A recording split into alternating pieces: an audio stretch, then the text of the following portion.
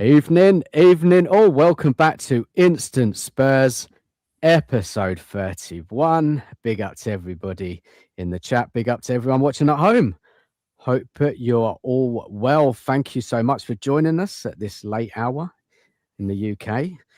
Obviously across the world, different times. Like for Scott, what time is it over there for you, Scott, mate? 3:15 in the afternoon. Yeah, so we'll be catching it, hopefully as many people as we can at this time of night. So big up to everyone who's joined us. Smash the like button, subscribe if you're new to the channel, much appreciated. And look, Spurs they started their pre-season today, haven't they? They won 1-0 against MK Dons, but the biggest question hasn't really changed, has it, guys? Where are the goals coming from? Defence have been strengthened, midfield has been strengthened. But up front, it's all gone very, very quiet. Is there a plan? Is it a non-homegrown issue? Is it because Spurs can't sell players? Or are we worrying too early? Tonight, we're going to get into it and get your thoughts across in the chats, get involved with the conversation, because there are some big questions that we need to ask, and we will be tonight. So look, let's introduce my guests. I'm going to put the link in the chat as well shortly. So if anyone wants to jump on, tonight, please do stay as long or as little as you like. Let's welcome in them in. Cookie, evening to you, mate. How are you? Good evening, Dan, Scotty. Hope you're both well. Chat, hope you're well, everyone. Yeah, I'm all good, man. Looking forward to it. Get stuck in. Where's the forwards? Have it large. Get them in. Spend the money, because we've got, as the sheriff says, loads of money. There you go. Loads of money. We have loads of money. Big up, Cookie, mate. Thank you for coming on. And Scott, mate, appreciate you coming on as well. How are you? Yeah, doing well. Hello to you, Mark, Surreal, Tom in the chat as well. Hello, guys. It'd be great. We're going to have a great chat tonight. We're going to talk about a lot of things. I think a lot of it is stuff we've been talking about for a while and concerns that all three of us have raised early on, and have probably all three been told, no, don't worry. I think we're getting to the point now where we can start to worry, because as you say, today's the first preseason game, and guys are getting into fitness, especially with the World Cup. Some guys aren't going to be back, but I think it kind of shows this is where every single manager, not just De Zerbi, not just Spurs, every manager always tells you how they want their players for preseason, right? We've heard that every manager we've had. You'll hear it from Pep. You'll hear it from Klopp. You'll hear it from anyone. They all want their players in. And we're getting to the point now where we have to ask is, how are we going to get those players in and ready to go for the season if we're not even barely linked to anyone now? So we'll get into it, but it's always good to chat with you guys. Yeah, appreciate it, Scott. Cheers for coming on. And let's say hello to people in the chat and see who's with us tonight. We have Logan in the chat. How you doing, Logan? Evening, Dan. Big up, chat. Everyone, hope all is well. Big ups to you, Logan. Hope you're good. And we have Nige in the chat. Big up, Dan, buddy, and panel and chat. Big up, Nige, mate. Hope you're good as well. Big up to Mark Taylor in the chat as well. We all knew Spurs are toothless in attack. Yeah, well, we've been saying it, isn't it, for so long. It's madness, isn't it, that we haven't got anyone over the line yet. Yeah, time is ticking. That's just me saying I'm going to be starting soon. Evening to Tom as well. How you doing, Tom? Hope you're good, buddy. Thank you for joining us. Evening to Surreal as well. Evening, guys in chat. Big up to you, mate. Mark saying big up, Dan. There's the link. I'm going to pin it to the top of the chat in a moment. Mark saying hello to everybody. And we got Wayne in the chat tonight. Hello, Wayne. How you doing, mate? We were supposed to have a conversation, weren't we, about that movie? We never got round to it, did we, mate? We will do. Hope you're good, fella, mate. Hope you're good. We got a Leicester fan in the chat, and yeah, we'll be interested to see what you think tonight as well, Wayne. Big up to you. And we got Marine in the chat as well. Evening, guys. Even sorry, Cookie, if I pronounced the name wrong, Marlene, isn't it? Or was it Marianne? Marianne. So sorry, Marianne. My fault there. Bit of my dyslexia there kicking in. But yeah, big up to you. Thank you for joining us. And we got Rob in the chat as well. Big up, How Rob. you doing, Rob? Yeah, always talks a lot of sense, Rob. Well, you may not agree, but yeah, he does. He just makes some good comments. So everybody does who joins the show. Big up to everybody. And yeah, get involved with the conversation. I want to hear from all of you tonight. Try and make it interactive as possible. And yeah, get through as many comments Thank you so much. And we got Dasper in the chat as well. All right, lads, big up to you, Dasper. How you been, mate? And Wayne says, yeah, you're right, Dan. I forgot about that. Yeah, looked time in it, man. We're just so busy in our lives, and yeah, finding time for conversations not always easy. But big up to you, Wayne. So look, let's start off with that pre-season friendly tonight. I didn't watch it all. I looked at the highlights. I had a look at a bit of a reaction on social media. Yeah, a little bit mixed. Scott probably be the best guy to kind of give us a little bit more of that, because you watched it, Scott, didn't you? I don't know how you did, but you watched it. And Cookie, you've only watched the highlights as well. So just bits and blobs, yeah. Bits and bobs and whatever. So look, let's start there. Guys in the chat, what did you make of it? Look, it's a training exercise at this stage. You know, a very mishmash team fitness, isn't it? It's you know, I wouldn't read too much into it. Obviously, debuts for Tonali, Fernandez, Dubravka. Strange starts with players like Solomon. You know, the club are probably looking to move him on, but you know, there's not many players to choose from. So it's really De Zerbi just threw a team together. Scott, what did you make of it, mate? First off. Yeah, I mean, look, let's start off by saying anything that we say here is not overreaction. People will lose. I'm not saying this is determining anybody's future season based on this one game. I think what I did see is a lot of what you would expect to see. We had players like Tell running down the outside when it was time to make that final decision or make that final ball, doing poorly with it, like we've seen from him his whole time at Spurs. Richie, terrible. And that one I will say, he was arguably one of the worst players on the pitch, not being able to finish, getting into positions, diving around, rolling around, trying to get free kicks in a preseason game against MK Dons. Personally, for me, I think that's a little bit embarrassing if you're doing that in a preseason game. But and then I thought Tonali and Fernandez, I mean, I've seen already what a world-class midfield. I'm like, bump the brakes there, but they look good. What I will say about them is they look better than a lot of the other players out there. And that's kind of what you want to see, right? Is that guys like that are standing out in a good way. But what mainly stood out is just all over from whoever was on, whether it was Solanke, Tell, and Solomon, who started in the first half, or the second half when even the youngsters came on. Youngsters like Yang came on. We struggled to score. We did not look clinical.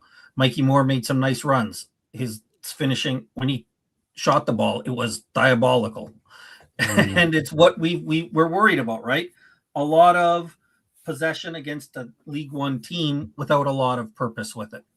And that's probably not what we want to hear. And again, I'm not saying, oh my goodness, we're screwed for the whole season. But when that's what we've seen for the last couple of years, is a lot of nothing when it comes time to produce goals and produce chances. That was what I took from the game, was not a whole lot of. What about the goal? What about the goal, Scott? Daz Spurs in the chat says outstanding goal. It was. I don't know if you saw the goal. If you haven't seen it, I've seen it. It was a tremendous individual shot from Fernandez. But it was tremendous from him. Full 10 out of 10. We probably won't see a better goal from Spurs this whole season. Right? You might not see a better goal in the Premier League in the season. It was that good of a goal. But yeah, again, it kind of goes back to what I was saying, not created by great play and creativity. It was just a great play by him. So that's kind of the negatives. The good things, like I said, I thought Fernandez and Tonali looked good in their half. I thought that Kinski, after the first time on the ball, was terrible. After that, he looked really comfortable on the ball. Yeah, and other than that, it's like you said, it's a training game out there to get some legs in you and have a run. And sorry, I should say, Barnett. Somebody said that Williams Barnett looked good. He looked like, of all the youngsters, he looks like the one that I'm most interested in seeing more out of. Who's this Hardy fella? That's first. Yeah, I mean, he was a center back. Stell and Sean, I listened to both their watch-alongs at the same time as I was watching. We're both happy with him. He made some plays. I would say he looked decent. Nothing that you can make a big Was it a ball playing centre back? Is he? Is that what you mean when he makes plays? Like No, passing? I would say more the defensive plays. He cut everything out every time Okay. they were coming in. He would stop them on their attempts. Wasn't bad on the ball at all, but it was more just every time you see them come down, it seemed him. Oh, who was that made that play? Hardy. Who was that intercepted the ball? Hardy. So I mean, he's 17, 18. I think he's not like, oh, let's bring him into the first team, but just hey. Not really. I don't think many people had heard of him, right? He's not a name. I don't know about you guys. I'm not religiously watching the U21s, but I think even some of the people that pay attention a little more, he wasn't one of the bigger names. And I think he stood out because of that, right? When you hear a new name and he's doing well. So Fair enough. And then we had Williams Barnett. People were quite impressed with him tonight, or this late afternoon. yeah, he played well. He did. He looked really well. He put in a great ball to I'm trying to think if it was his ball to Richie, either Richie or Yang, one of them. I think it was the Yang chance. He put it right on him should have been a goal, and he missed the net completely. But he looked interesting. He's a guy who I'm usually one who's not really big on the youth, but if he stayed around the club next year, I wouldn't be that upset because he looked like he had something more than any of the other young players in the game. Look, there's a lot of talk. We'll go on to Cookie here. A lot of talk about the young players' performance more than anything today. That's what I'm kind of hearing, that they were looking at the young players. And especially with the conversation at the moment about the youth academy being not fit for purpose in regards to promoting them through to the first team. But obviously they're selling a lot of them, so they're making money. And look, there's different opinions all over the shop about this sort of thing. Cookie, what you saw of it, the bits and bobs, anything of note? No, pretty much like Scott said. Really, I wasn't watching the game. I did see some bits and bobs afterwards, but I was sort of flicking between the WhatsApp groups as well, listening to the people that were watching the game, and it's just come back the same thing really that everyone said. The forward line needs dealing with. We've got to do something in the next, whatever it is, 6 weeks. The sooner the better. We don't want to be waiting till we're ready to start the season to bring players in when we're trying to fit into a way that the manager wants to play. You want a bit of time on the training ground. But listen, there's Mikey Moore, Luca Williams, Barnett, the usual names. Let's see what De Zerbi does with them, whether he loans them out again, whether they're part of the squad this season. I think it's too early to say at the moment, but like you say, it was minutes in the legs, all that business, and I don't think we really learnt much apart from the fact that Fernandez can put a banger in there and again, and Tonali's Tonali at the end of the day. Very nice indeed. I thought there's a 6-minute video of him and all his passes on YouTube. Yeah. Someone's watched him. But look, he should be outclassing that sort of team. Do you know what I mean? Is it like work for a player like Tonali, Fernandez? It's just a training exercise, isn't it, for these guys? So, but look, it's good that they get their first game, and it's going to be interesting to see them throughout pre-season. But cheers, Cookie. Tommy, big up, Tommy. How you doing, man? Hope you're good. Why are you still so pissed?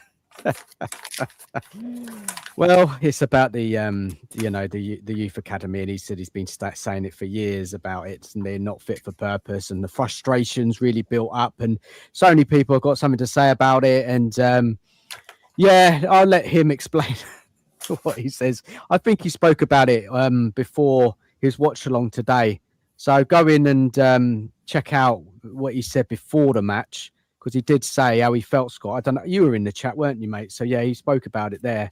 Yeah, he's talked about it a few. He talked about it with us, right, the other night, Dan. He did. Yeah, and he talked about it on his channel. Yeah, it's pretty. And then I don't know, in his group chat, in the WhatsApp group too. He's just frustrated. He's a youth coach, right? That's where his background is. He spent a lot of time with it, so I think he's going to be more sensitive to it in the sense that he knows a lot more of what's going on with it, and he's just frustrated when, and I don't necessarily think he's wrong. I'm one who's not a big on the youth, but he's right when he says that we have tell Odebert that we're buying in guys like that, Gray, Bergvall, and these guys are coming in and we're not playing our youth. And I think it's especially when you're paying 40 million for Tell, 40 million for Gray, 30 million for Odebert. Like, it's why are we paying such big money for these guys who come in and need time when he feels some of those roles should be filled by our academy players. Not everyone. Like, he said to me 1 or 2 players, right? But that's kind of the gist of it. And like you said, he does a good job of explaining. And if you go back to look at the video we had a couple nights ago on your channel, Dan, and on his own channel, he'll explain it if you're interested. Yeah. Cheers. Cheers, Scott. Box office. How you doing, buddy? How are you? They're waffling. They're absolutely waffling. Honestly, they're absolutely waffling. Stelios, and I don't even want to say the other guy's name because well, like I said, there's history, right? Yeah. Like, they're just waffling. I mean, I think the main thing that people I'm sorry, I just had to chime in because that's what I do. Yours truly, because that's what I do. If you don't know, you get to know. Yeah, exactly. The main question I need to ask is, okay, the front line. Everyone know, well, if you don't know what the front line's useless, I don't know where you've been the last how many years. You get what I'm saying? So if people are surprised by that front line, you've obviously been blind. No disrespect. And on the other question I need to ask is, where's Maddison? Where's James Maddison? Because I'm sitting there, I'm watching it, and I'm like, I'm not really taking too much from this right now because you can see why I can't take too much from this because we're at the training ground doing this training match. So I can't take too much from it. But I was told that Maddison's going to be fit. He's played a couple of games before the end of the season. Where is he? And I've heard a little birdie that he's our club captain. Where was Maddison? From? I don't know. Who knows that? Who knows that he's going to be the club captain? There's a rumor going around, isn't there? There's a rumor going around that he's the club captain, and he's hardly fit. So can someone tell me where? I mean, I knew Kulusevski wasn't going to make it when people were saying I needed facts to tell me that he's not going to make. You shouldn't count him out. Well, he's been out the whole year. I knew Kudus wasn't going to make it. Or the bear, Javi Simmons. Well, let's count them out until half the season's gone. But the Maddison one, that's concerning. That's the one that's concerning me. And if Maddison can't make it for a training match, where are we going with this right now? You get what I'm saying? So that's the question I need to ask. And no one's talking about it because I was sitting there thinking, at least play one half or something like that, or 15 minutes. But he's not even playing. So I said it box office before the game. I popped onto Stell's before he had his watch along. I popped on and I said, "Where is Maddison? Where is he? Because he's not injured." Stell thought he was on holiday still, but he's not. He's been working hard in the training ground. He's like maybe he just didn't think this game's for him. And I heard that he's going to be playing on tour when they go to Australia and New Zealand. That he's going to be there. He's going. This game, De Zerbi, there's something about staggered. This is what I read, that De Zerbi is staggering the players in this pre-season. Maybe someone else on the panel in the chat understands what that means, but it's a good box office. He should have been involved.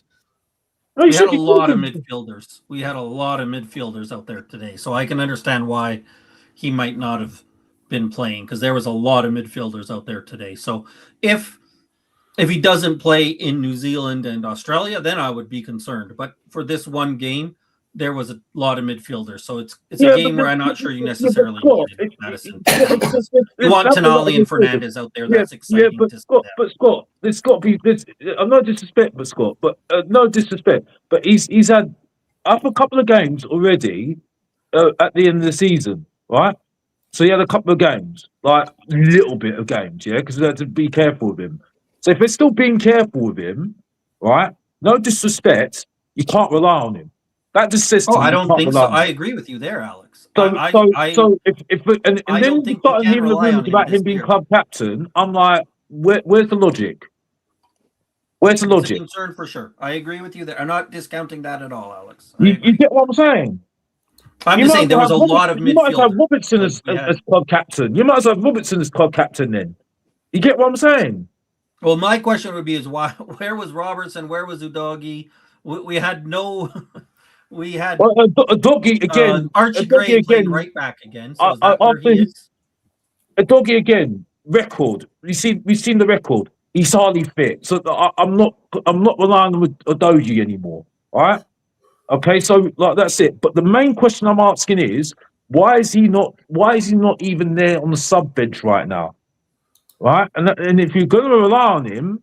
Well, you're gonna have to make sure he's actually making sure that he's actually fit for most of these games. Then, because I'm not having the excuse of saying we've got injuries next season when you blatantly know that this man cannot make half the games this season, half the games in a season.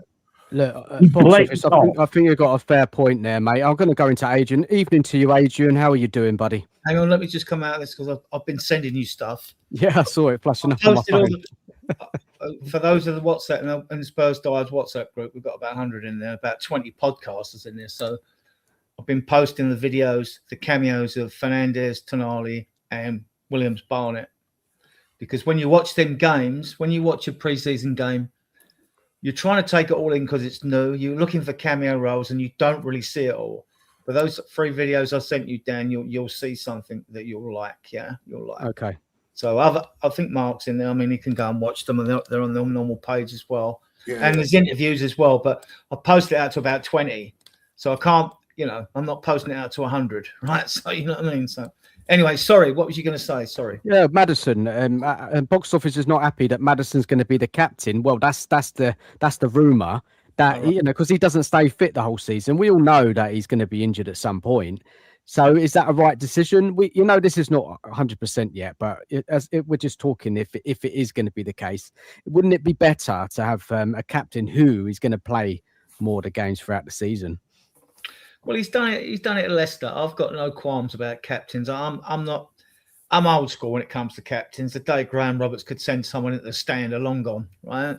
So I mean, and you've got and they're more PR, and Maddison's very good at the PR as well. If players are crap on the pitch, there's not. I mean, I remember managing players in the past like Murray, Blanchflower, McCall. They would G the team on, but it's a different game now. I mean, but you can lead by example. Maddison does do that in his own way, but you've also got Pedro Porro, you've got VDV, haven't you? And we don't know whether Senesi or Van Hecker will turn out to be good captains as well, right? But I don't see it anywhere else. I see that sort of cluster. And because but what about now, Adrian? About the season coming up ahead, give it to you're De Maddison. Zerbi, you're choosing the club captain. Romero's on the way out. We saw something from Romano today that he's definitely leaving. He's not going to Chelsea. He's leaving the country, probably an Italian club, maybe Inter Milan. Possibly there's something about Barcelona. So who's the best fit for captain right now? Who's going to be playing most of the games this season? I think Maddison more reliable. and Decky's captain of Sweden.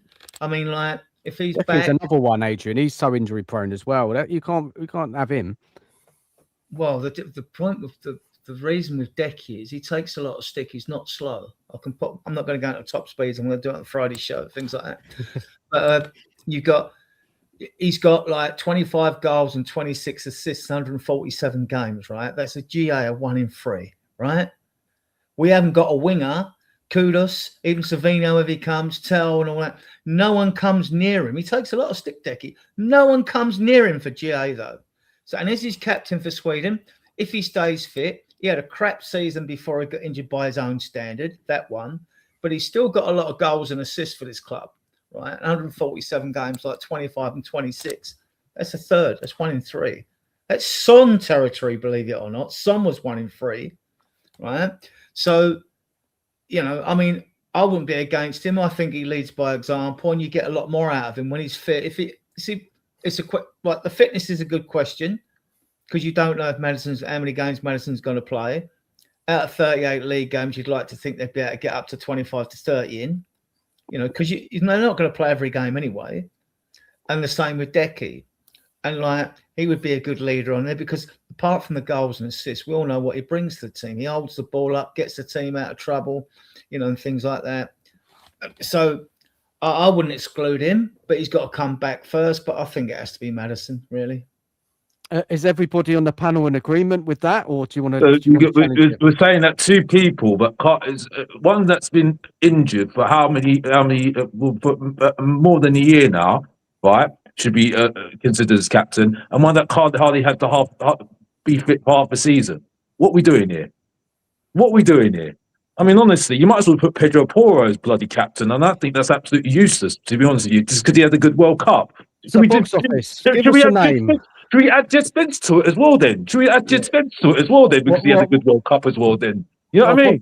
Box office, give us a name. Who would you choose? I'm saying you might as well have Danzo as captain. That's what I'm saying at the moment. I'm just saying at the moment. No, I'm trying to say to you, Dan, there needs to be some logic here. Right? My point is at the moment, who's fit most of the season, right? I mean, you might as well have Van der Ven as captain then. You know what I mean? Because at least he's playing most of the games as well, because you don't have to worry about his hamstring. But I'm sorry. What is the point? I mean, this is the reason why I'm saying we might as well just got relegated. We don't make silly decisions like this. You might as well have. You might as well have. What if there's no point? We might as well count out Maddison and count out bloody Kulusevski, because Kulusevski's not going to be the same, and we don't even know what's going to happen next season with him, right?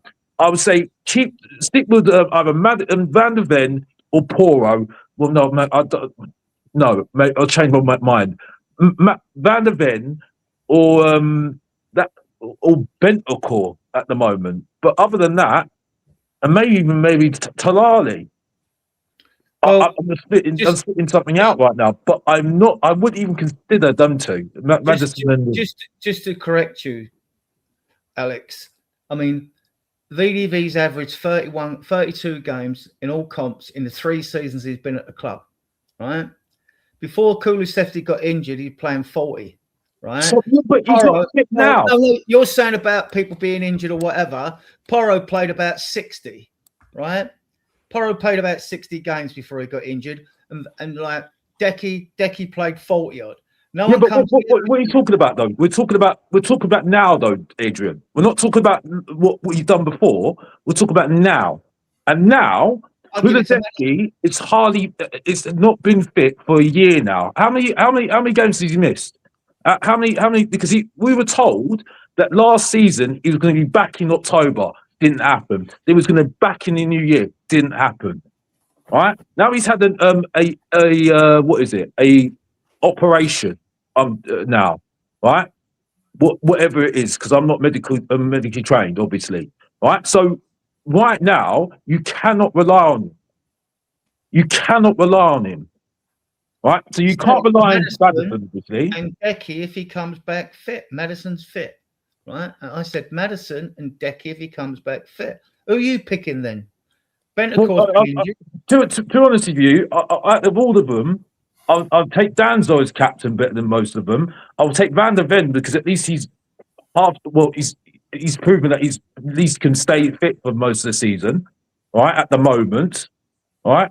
Other than that, I can't really think of anybody else. Who else is there at the moment? But Danso's going to be 4th choice centre back.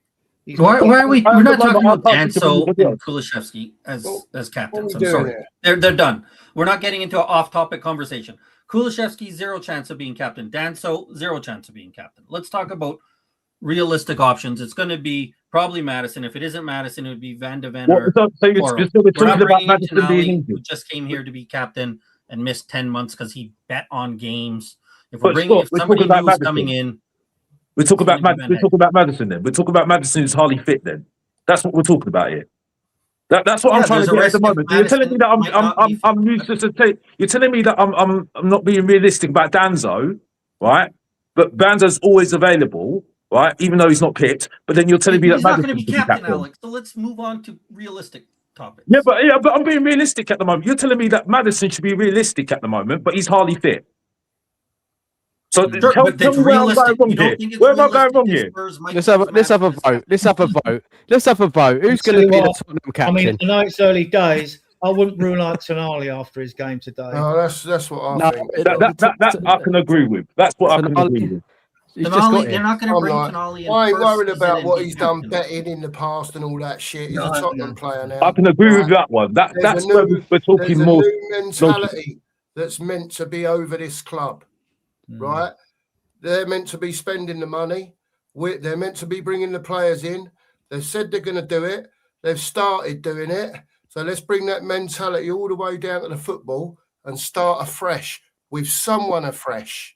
Bring a different perspective from a player that's coming in from a different place. Try and bring a different mentality into the club, right? So for me, Tonali all day long. That's just where I am with it. Look, I let's just think sorry, if go. you're bringing Scott. if you're saying one of the new players, wouldn't it be Van Hecke, who has been with No. Maybe, yeah. De Zerbi and knows everything? Could be. I just don't see Tonali isn't someone. I don't even has he been captain in other places that he was at? Scott, maybe at Newcastle in the odd game. I don't know. I can't say. All I'm saying is he is meant to be our marquee signing, right? We've broken all the records that you can imagine to get this fella in. And for me, he is a very, very good player. So why not give him a bit of a bum lick and go, do you know what, mate? I like your attitude. You have the captaincy. Why has it got to be someone that's probably only going to play half the games? Listen, I like Maddison. It's not against Maddison because I think Maddison is our best creator. There's no doubt about it, right? But, however, right, this whole thing about availability is important here now. We have to have this conversation now because him not being available last season, and now we've got Javi Simmons injured, Alderweireld injured. We can't be relying on players that are always injured. We can't do it anymore, right? We've got to be. We've been ruthless in the summer so far. We're going to have to start making these decisions right now because I don't want to hear the same conversation next season. Oh, we've got injuries with the same players, and I'm like sitting there saying, "Wait a minute here. You're only hurting yourself because we knew that they've been injured how many times now? You get what I'm saying? So, and Maddison was injured when we had one game a week with Ange. So, like." And that's factual here. So I'm not even getting into this conversation right now. What I'm saying is at the moment is I'm very concerned about the creative time area. And if we're relying on Maddison, we need somebody who can do that job. You get what I'm saying? And I'm not just going to put on Fernandes and Tonali right now. You get what I'm saying? And I'm not going to talk about the front line because we all know if you don't know the front line's useless, where have you been? You get what I'm saying? Yeah, look. Let's wrap this part up because we could get caught up on the captaincy. Evening, Stel, mate. How are you doing? How are you? Porro for captain for you, mate. I couldn't care less about captains. Yeah. It's an English thing. In Europe, they don't care about captains, so it's just us. We're being old school. I want 11 captains on the pitch. I want 11 winners. I want 11 players that want to do well for Tottenham Hotspur. Not one that's got to tell the rest what to do. So 11 captains for me, Dan. But if you had to choose, De Zerbi's got a decision to make. You know, if we think about it, availability-wise, experience, who is it? There's no standout captains right now. You know what? Do you know what? Give it to Senesi. Bournemouth finished 6th last season, and he led the back line. Give it to Senesi. Okay, so we're not going to see Van der Ven. Listen, Senesi's he's experienced. He's a top player. I like captains to be in defence, and I don't know any player at Tottenham that finished higher than Bournemouth, unless I've got Fernandes, no, Tonali, no, Van Hecke, no, Dubravka, no, Robertson, but he's not going to play every game. Honestly, do you know what, Senesi? That's my opinion. Look, all different opinions there for captains, really, there, wasn't there, across the board. Hello to everyone, by the way, Scott, Mark, Adrian, Alex, Dan, all the chat. Big up to yourselves. Hope you're doing well. Before you came on, I don't know if you were listening in before, but we were talking about the game earlier. You did a watch along, mate. I know it was a bit of a dodgy connection, wasn't it, with it? I know you had a bit of problems. But, you know, any takers from that? I don't want to spend too much long on it because we've got to talk about something more important. Yeah, look, I thought first half was controlled. MK Dons didn't really trouble us. Fernandez's goal was absolutely top draw, on the volley, top bins, banging goal. Can he do it in the Premier League away at Anfield? Can he do it against Brighton at White Hart Lane? We'll find out. Still a top goal. Tonali, solid. I thought we looked all right. Solanke, shit. Tell, huffed and puffed and did nothing, shit. Second half, I thought the kids really showed to a lot of fans that slag off our youth. We've got good academy players. I don't care what anybody says. Barnett was putting through balls. Yeah, No one else in the first half. Not one player in the first half was putting through balls like that. Mikey Moore didn't have his best game, but at least he went at him. At least he went at him. Should have scored, but skied it. And then for me, the one that really stood out, I don't know about you lot, that Hardy at centre-back. Yeah. What the fuck are we doing keeping Danzo, who is technically incompetent, who can't play the Zerbi ball, nor can Ben Davies, when you've got a kid there that's been trained to play out from the back for the last 5 years under Simon Davies, the academy director. He looks so composed and solid in defence. Mate, he should be the fourth choice centre-back, or at least the fifth choice in the camp. So I thought the kids done well compared to a lot of players in the first half. And as always, Richarlison, what an absolute waste of space. Absolute gut. Hardy can play right back as well, still. Yeah, the right back done well. Kieran Martin, well, he's not a right back. He's a central. He's an attacking midfielder. I mean, like, he's a cam. Who's that? Who's that, Adrian? Who did you say? Cara Martin. He's a cam. Yeah. This was a very makeshift back four. Let's be fair. Yeah, so, yeah. But by the way, one last thing. A lot of fans are freaking out about Kinski being a number one. The way we play out from the back and the way at times MK Dons pressed us and put a little bit of pressure on us and the way we refused to play any other way, Kinski looked as comfortable as you like. And this is the point I was making about him. He can play the Zerbi ball. He can do it. I'm so glad he's going to get a season to show whether or not he's going to be the future. If he doesn't have a good season, he'll be gone. But if he does well, we got a goalie in the making there. We don't need to do anything else. But listen, none of these kids are going to play for Tottenham anyway. They're all going to get sold off. They're all going to get shipped out. So shut down the academy. It's just a mini market for other clubs to give us lots of money to spend on other players. But it just breaks my heart coming from youth football that these kids, they've got something about them, but we're just not prepared to give them a chance. We're never going to do it, Dan. So, but yeah, look, good win. 1-0 against a very bang average, mediocre MK Dons side. Look, look, I think there's some more important conversations to have, but the whole youth thing at the moment, Stel, and I know you've been at it all day. I know you've been speaking about it. Box office, I don't know where you are, but box office came on and said something. I don't know if you heard. But I don't know if you wanted to rebuttal him, but you've done it all in the chat all day. Guys, I think we got to have a conversation about Solanke, honestly. You know, a guy who you would have thought today would have been a chance. Grab some goals, man. Go and grab some goals. You know, a lot of fans are doubting you. A lot of fans don't want you here. Well, you're kind of accepting you here because you're English, you're homegrown, and you know, you could be good in the squad. But where is Solanke's hunger for goals, guys? Because what's happened to him? Anybody jump in with that? He couldn't get in the game, could he? Apart from that early sort of half chance, it's I question his positioning. If you can't get in, he's no Harry Kane to drop back and somehow find the ball. Not that you want your strikers to keep dropping back, but he's just. It's not really a lot you can say. He just wasn't at it, was he? He wasn't in there, you know. And we had more threat when the kids came on. Why weren't we creating anything? What was going on there then? Who was on the wing? Solomon, and who was on the other side? Well, you had. There's no creative players at the club when Maddison and Xavi Simons aren't playing in the 10. We don't have it. There's no. Tell was playing.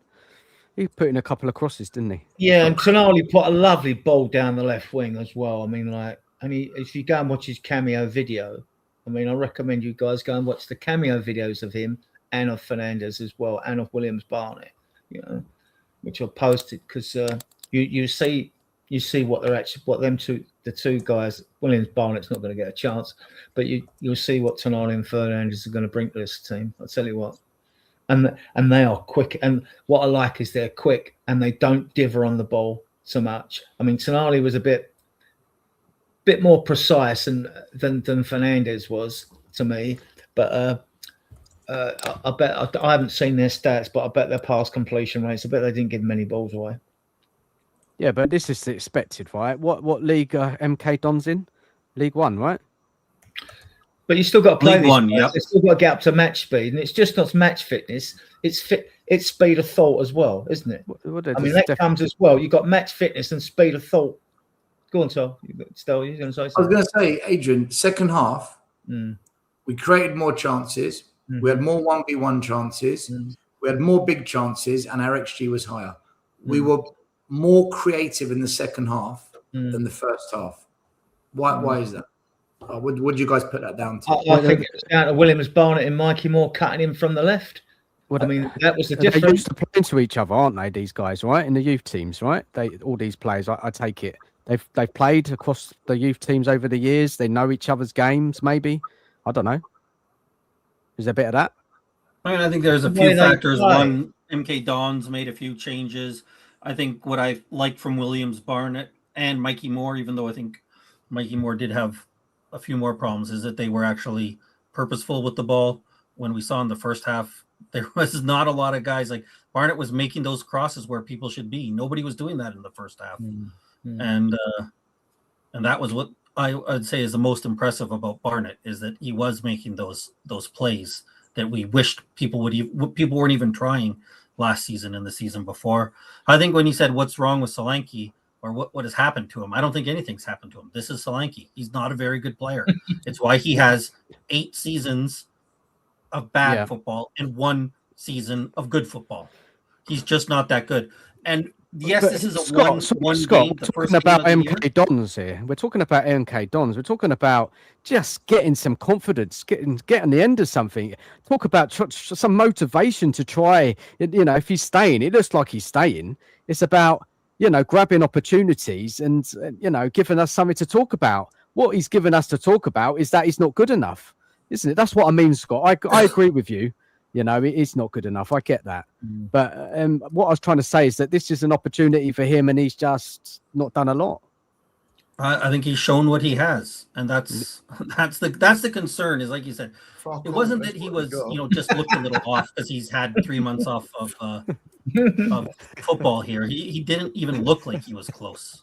But he didn't even look like he was close to scoring, or he didn't look like he was getting into the chances need be. The big difference was that in the first half, we showed a sort of Premier League mentality of sideways and passing it backwards. And even when Mikey Moore or Barnett were picking the ball up, even when Mikey Moore had someone in front of him, instead of trying to take him on down wing, he would cut across field. But they was always looking to get forward. Barnett was always looking to get forward. And he dropped back to pick the ball up, Williams Barnett. And he got forward. And that, I think that was the biggest difference. We looked to get the ball forward, not pass it back. And it wasn't a fantastic game. But Adrian, again, we're not going to be playing these youth players, aren't we? Maybe a couple might get a chance throughout the season, but isn't it? We can talk about how great they are, but a lot of them will end up being sold. So it's look, you've got to separate the two, haven't you? You've got to, if you enjoy watching the Spurs youth players, you've got to kind of separate it to the first team, because we know what's happening right now. Enjoy it, of course. Watch them, enjoy their football. Hopefully they can all go on and have good careers, or as many as possible. But we've got to be honest, they're not part of the project. So what's the point? What is the point? I don't know. What about there's a guy who made a debut. Guys, it was the I think he's a Japanese player, right? Taiki, yeah? Takai. Taiki. How do you pronounce it, Adrian? Takai, right? Yeah, he was all right. He was calm at the back. He did okay. Yeah, I don't know. When you compare him to Hardy was, for me, far better. Yang Yang guy was awful on the wing. He missed a big chance, didn't he, Yang? Open goal. Yeah. Yeah, I saw that. But this is the point you've been making. And Only many was people have poor when been he came making. on. But sorry, Adrian. This is the point people have been making. We signed Gray, Bergwall, Yang. You know, who else? Who else have we signed? Young players. Tell, Odeberg. They all block the pathway for our young players. And this is the whole point. This is the whole problem, isn't it? Like, what a waste. We're spending £40 million on Tell. How much on Odeberg? What was he? 30 odd million. Gray, 40 million. It's just money down the drain, isn't it? Really, and where you have potential players there that could have had an opportunity. I look, you know, it is what it is, isn't it? It's not right. Adrian, would you have and still from what you've seen today and in past seasons, would you add a Luca Williams-Barnett to the first team squad, or would you loan him out? You can't loan him out. You've got to be 18 to go on. He's got to be 18. Oh, there you go. So would you add him to the first team squad though? Well, we've got another 7 games.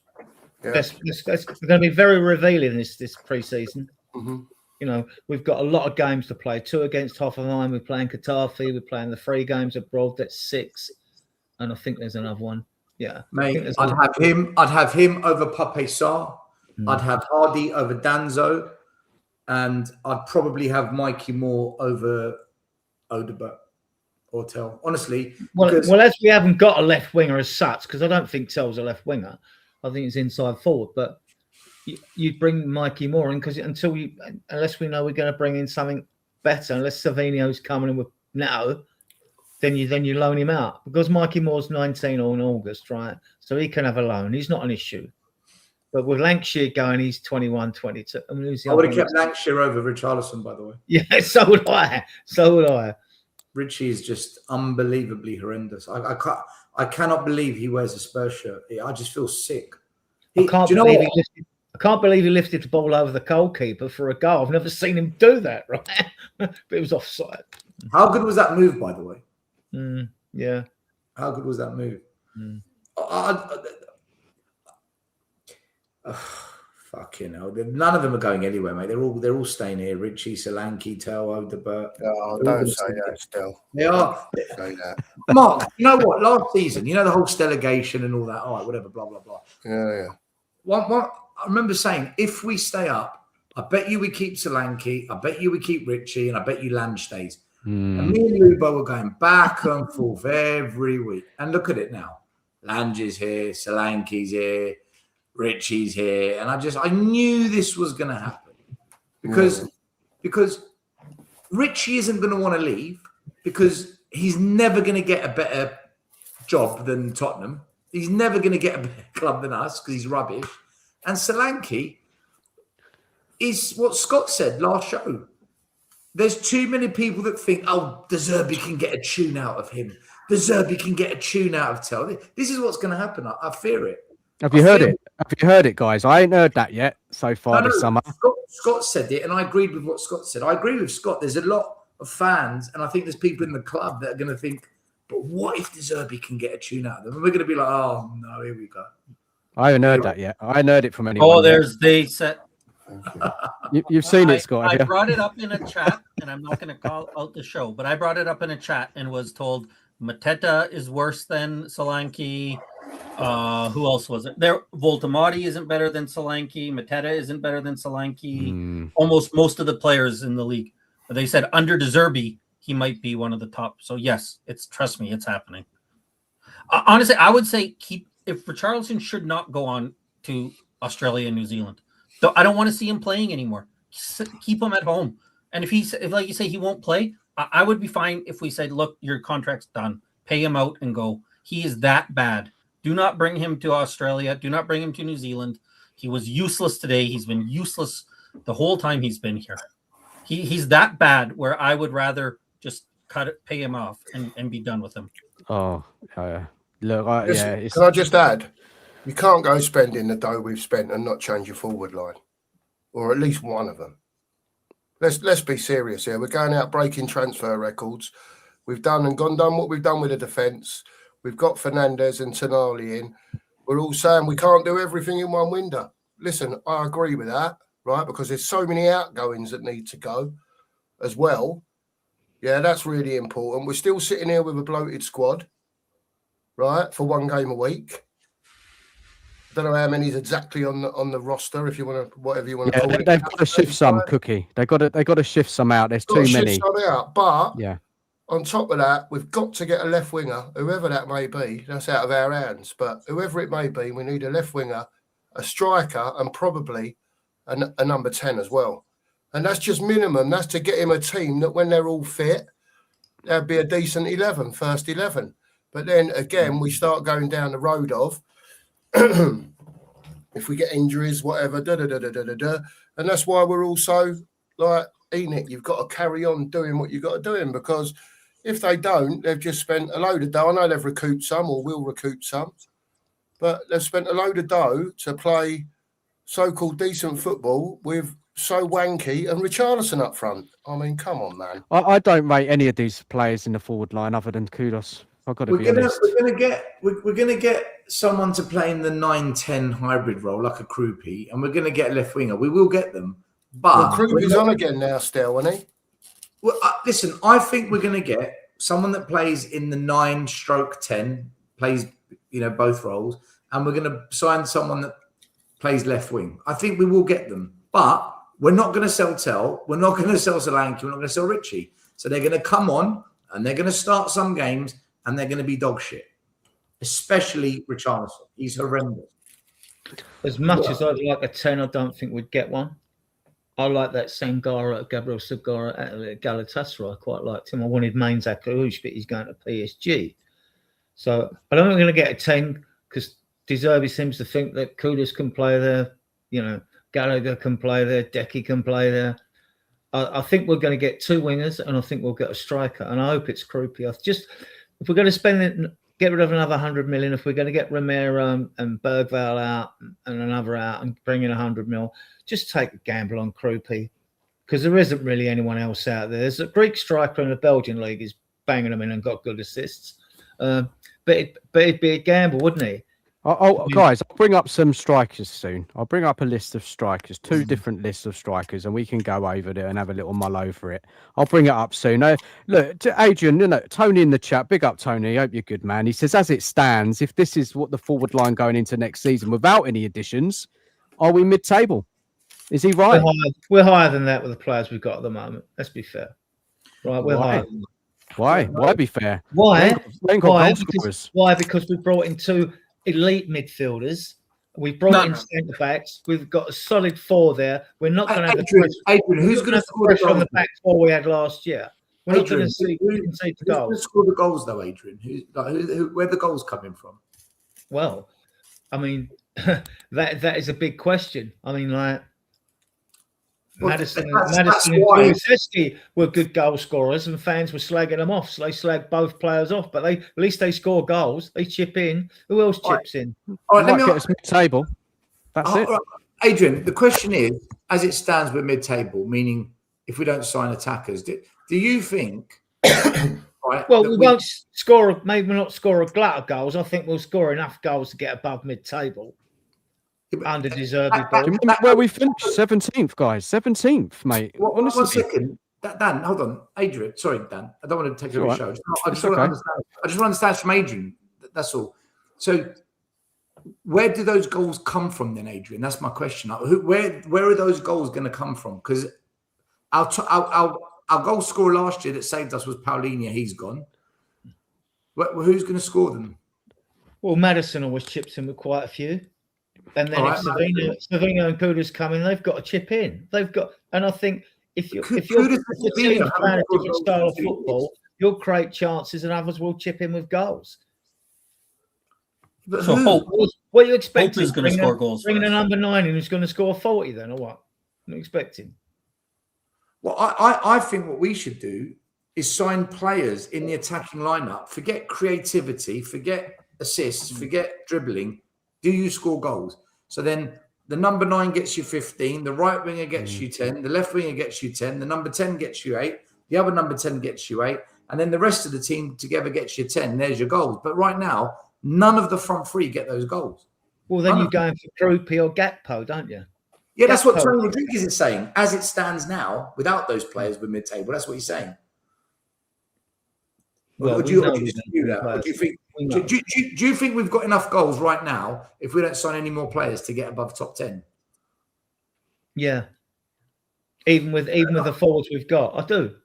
Even Fair because enough. Adrian, because I just think we'll create more than we did last year. We'll create a lot more. Yeah, I We think will. that's true. I agree with you there, Adrian. But if we look at Solanke in the last couple of seasons, he's missed. But between Richarlison and Solanke, they've missed 63 games over the past 2 seasons and only scored 27 goals between them. It's not good enough. Yeah, that is not where we need so much better than those two. Satel's not going to get goals. Wilson's not going to score many. Kudos doesn't actually score that many anyway. Maybe more of a creator. Got some assists last season before he got injured. This has got to be solved. But I'm sure the club are going to do something. The hold up, the delay. I don't know what's going on. Pre-season has started. Still, remember I popped on your show earlier. You said that the pre-season tour is near the beginning of the season. It's actually next week, mate. They were flying off 26th. Yeah. 26th of July. We're going to New Zealand and Australia. So that's all happening. There's a game on the 29th. So, yeah. And then you got Chelsea and a team in Australia. New Zealand team. Yeah. Who else we got in pre-season? We've got 2 games against Hoffenheim. We've got Getafe. So that's 6. I think there's another one. Got Chelsea club friendly as well. 2 games against Hoffenheim. I think we've got Hoffenheim twice. Yes, we have. And following days, we play them at the stadium on the 15th and on the 16th of August. We play them at a Spurs play. I don't know what's going on there. And I went and looked at both the squads of Getafe and Hoffenheim because I'm thinking, right, are we interested in any of their players? And I couldn't see any. But you lot might know better because I thought, why are we playing these? I always think that, you know. Guys, I don't think it was the Hoffenheim striker that went to RB Leipzig just recently, but yeah, I don't think any. I think the biggest concern we play on the 26th in Auckland, right? So like we're flying out in what must be a day or two. Yeah, July. The season starts 22nd of August. So yeah, but we play July 26th in Auckland, right? We're we must be flying tomorrow because it's going to take 24 hours to get there, and then you need another day. We'll hear from people in the chat. Don't worry, the window's still going. Why are we complaining? So anyone we sign misses probably those 2 games. That's if we get somebody. Then we have August 1st. We're playing the Chelsea game. Like I know that people always say, "Don't worry, the window's not over. Don't worry." But do we not want these players in to have some time with Robert De Zerbi to get some? He will. De Zerbi will. Yeah. So they're probably going to miss those 2 games. So now they can get still 3 games. Like that's the problem with people say they always just tell us just wait, and ignore the fact that we've waited for 25 years and nothing's happened. But wait, this year it's getting to the point where it's not time to wait. And concerning is that we're not really we're not hearing any talk about it. Maybe we'll get somebody out of the blue, but who are we getting in? We want them in. We want them to get those time with De Zerbi. Last year we signed Simmons. He missed the first 3 games of the season, right? How long? It took him till Christmas till he started really coming on, and then he got hurt. But we need these players in now, not by the end of the window, because if they don't come in now, they don't have time to work with De Zerbi. Then they're spending the first part of the season trying to get used to the team, trying to acclimatize to what De Zerbi wants. And that's not what we want. We want these players in, ready to go, game 1, rolling, right? I was speaking. Sorry, I'm a bit late because I had to go. I had to get off earlier. But are we still talking about the strikers? Or are we talking about what were we talking about? Yeah, look, we are. Well, we've moved on to the strikers. We started off with Solanke. Not good enough with Richarlison, Tell. The whole lot of them really. They're just not good enough. And then the expectation. Tony put a comment in the chat. He said, if we don't sign anyone mid-table, Adrian kind of, contested it a bit. But let's be honest here. There's no goals in this team right now.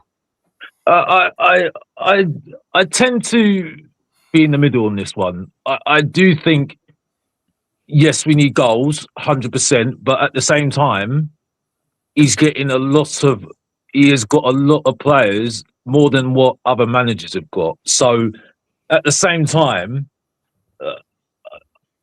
in one way, you're not going to get everybody before the season starts. but he's got a lot before July. So I'm not really going on that. And also, with him having one game a week, I don't think it's that much importance to get somebody before the season starts. Let's be honest here. The only thing I would say is at the moment is that I can't look at Richarlison anymore. But you know my feelings on him when I called him the below average Emil Heskey for a reason. I'm not.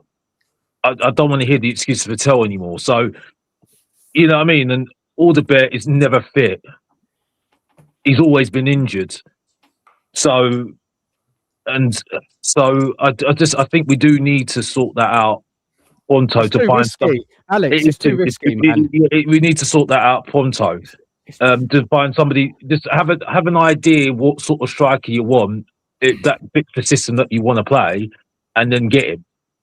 You know what I mean? So what's the hold up? What's the hold up, box office? Our front three is the worst front three this club's had in Premier League history. They are shit. If we create more chances, they're just going to miss more chances. That's what's going to happen. Well, you don't need to tell me that. You don't need to tell me that because I'm with you. It's not that we've been saying this how many years now. About Odegaard and this, and I mean, Yeah, but I'm telling you the crap. They're telling you the crap. We need these players before the season starts, and I'll tell you why. Because the season starts on the 22nd of August. Mm-hmm. After that, there's 8 days left of the transfer window, and you know, if we sign a player after the start of the season, it's going to be panic. It's going to be a panic signing, and it's not going to be what best suits us. But still, I'm not being funny though, right? If they're not looking at the strikers, haven't figured out who they wanted in the first place, this point in time right now, it's going to be panic anyway. You get what I'm saying? So, to me, at the moment, they should have had an idea what sort of strikers they'd be looking for in the first place anyway, before this transfer window started, the summer transfer window started, because they knew that the strikers weren't good enough in January. I'm telling you, it's Solanke and Richarlison. It's going to be Solanke and Richie. Well, that's on De Zerbi. That's on De Zerbi and the club then. Is De Zerbi really calling the shots? Because I'm not sure, you know, because if I was De Zerbi or any other manager managing his team, everybody knows those forwards are not good enough. You'd be demanding them to be replaced.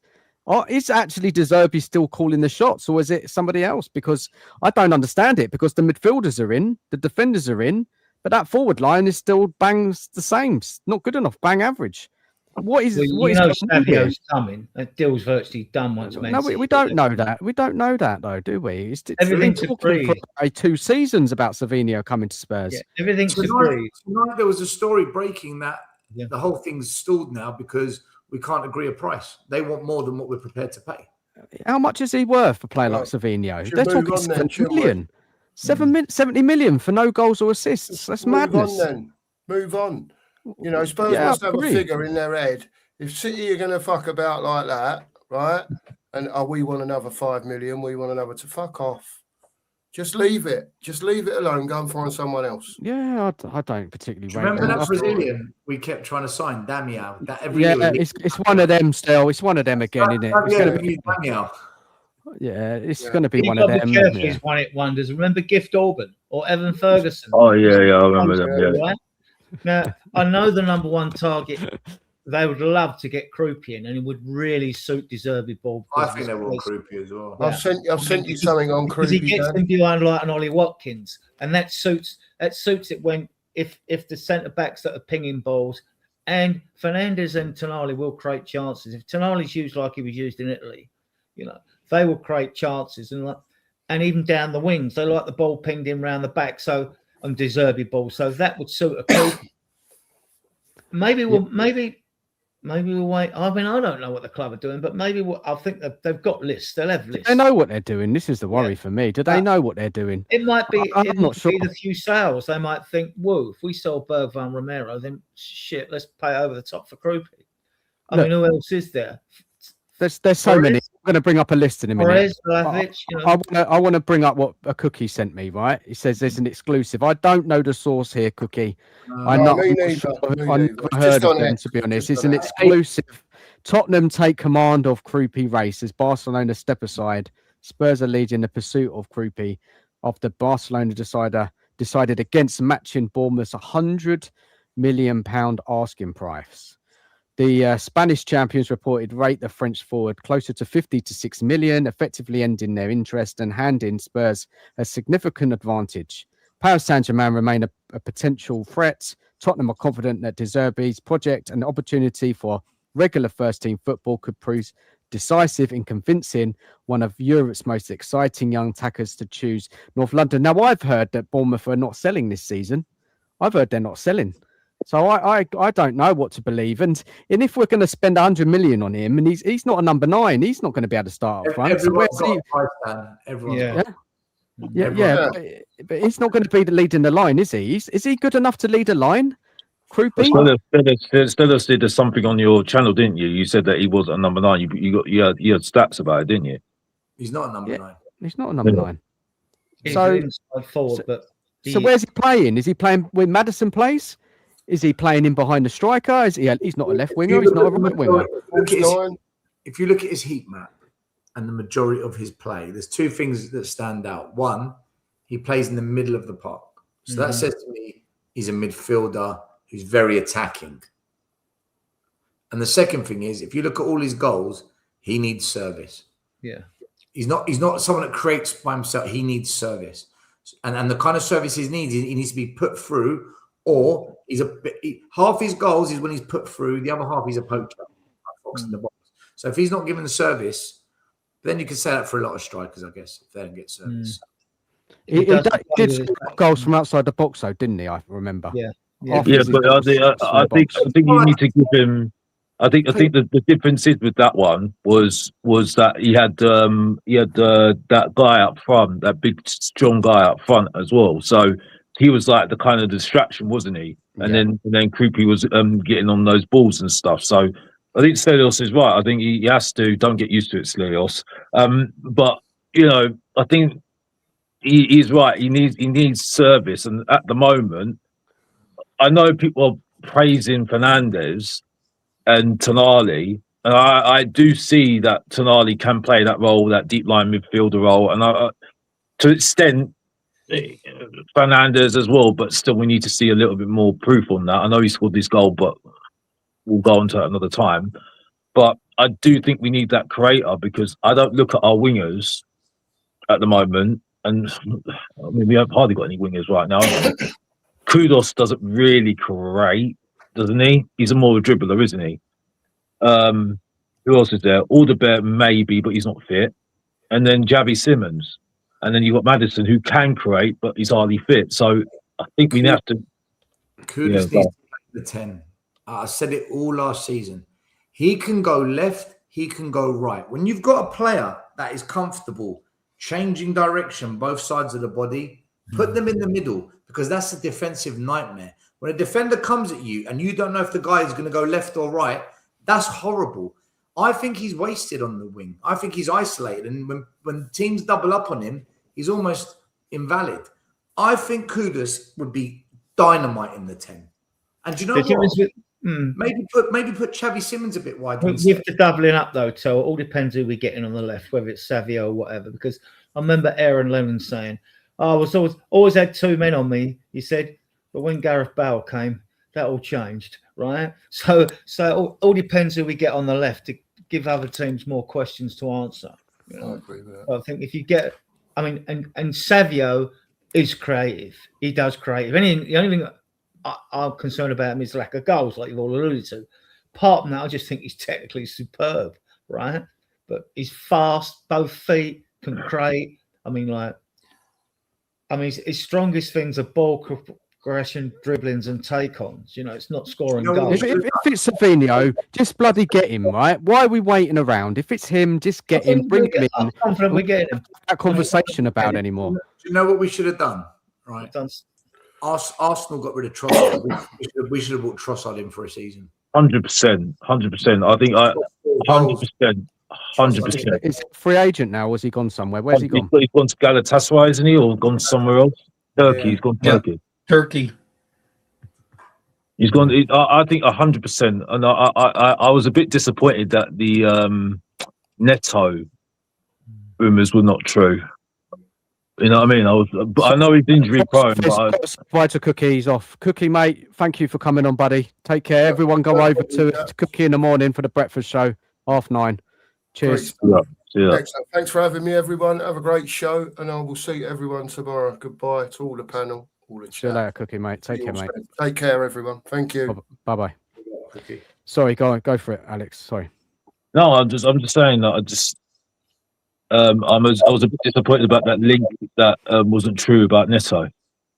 Oh, it's rubbish. It's a load of rubbish. Yeah, I know, but I was a bit disappointed. I was a bit disappointed in that one because I thought that one would. But I know he's injury prone though. That's the thing. He has box office. He It wasn't was last split. season, There was a meltdown. There was a meltdown. Neto being linked to Spurs. Half the fan base couldn't agree with him.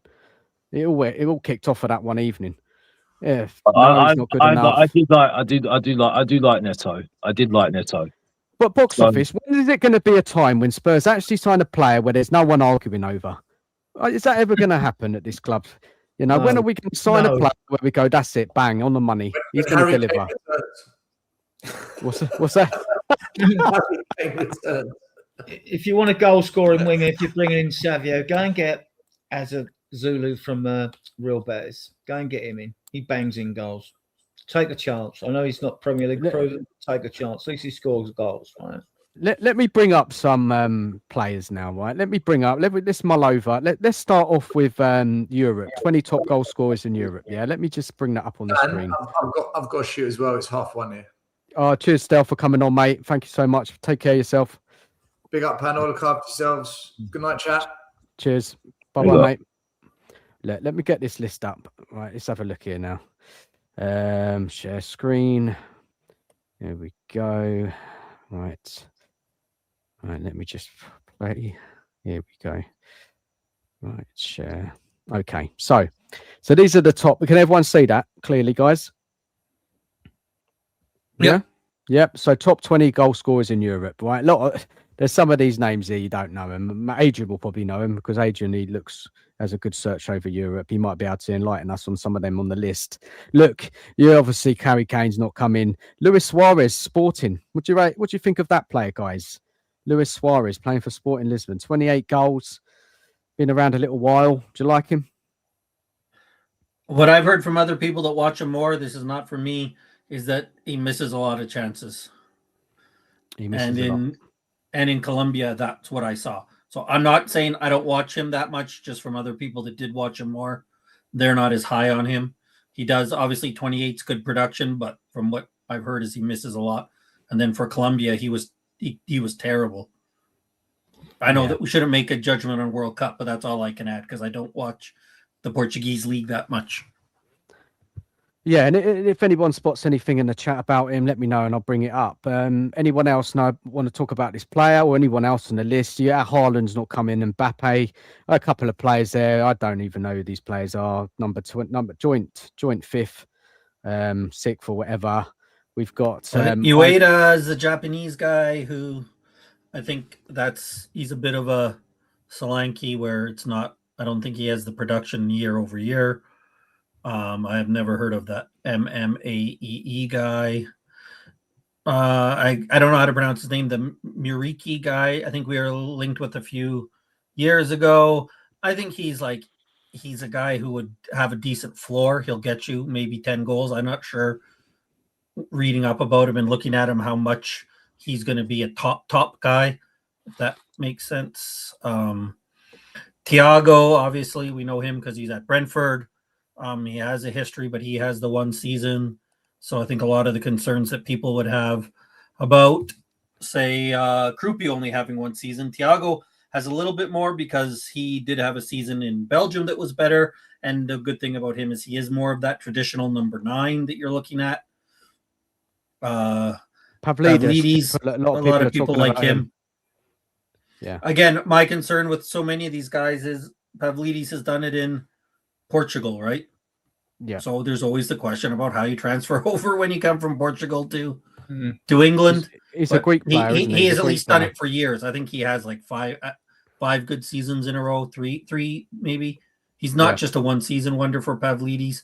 He's been there. Again, my just looking, not having watched him, he seems like a guy that could be good. I'm not sure he has the potential to be great. So what are we looking for? Are we looking for he's good and he's going to fill in, or do we want somebody who has the potential to be a top line scorer, striker for us for the next 5 years, right? And I think a lot of the guys on this list would be good options in terms of like, yeah, they could get you 10 to 15, but how many are going to take it to that next level?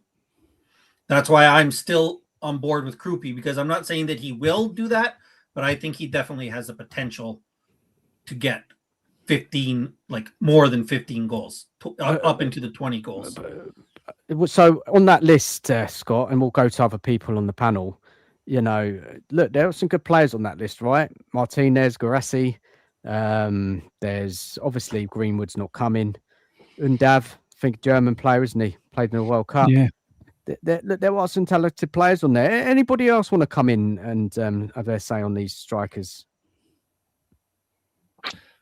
I would have took Garassi 2 years ago. He's 30 now. Now that he's moved from Stuttgart to is it Leipzig, they want to charge a fortune at 30. So they're going to start. If people want to start charging 60 mils, 70 mils for some of these, then you go for Krupi. Just put the extra on, sell a player and go and get him. Just go and get Krupi, really. I've always been a fan of Vlahovic. His goal scoring record's good. If you go for his total games and all comps to his goals, his strike rate's pretty good. Ferran Torres could probably do a job, but he misses a few as well. He did in the World Cup, but he's 26, he's experienced. Yeah. But you know this Garassi, he scores quite a few goals, doesn't he? He's 17 this season, gone 21 before. Stuttgart, he plays for Dortmund. Stuttgart, 28 goals. Yeah. Everywhere he's gone, he scored goals, hasn't he? Garassi. Yeah. Big up, Rolly. How you doing, man? You okay? Yeah, I'm good, man. Yeah, I'm good. Good. Yeah, I'd say Garassi out of all of them, because Garassi, everywhere he's gone, he's scored goals. Do you know what I mean? The other one is Thiago. Well, Thiago, you know, he's Premiership proven, isn't he? But it's like, so was Solanke, and look what happened to him. Yeah, Thiago, don't be deceived. We had the same thing with Robbie Keane when he scored on goals and went at level. Thiago, 8 penalties out of that 22. Yes, exactly. This is what I'm saying. So, you know. He's playing for Brentford, isn't he? I like that Ueda. I do like him from the Dutch league. Where is he at? Feyenoord, isn't he?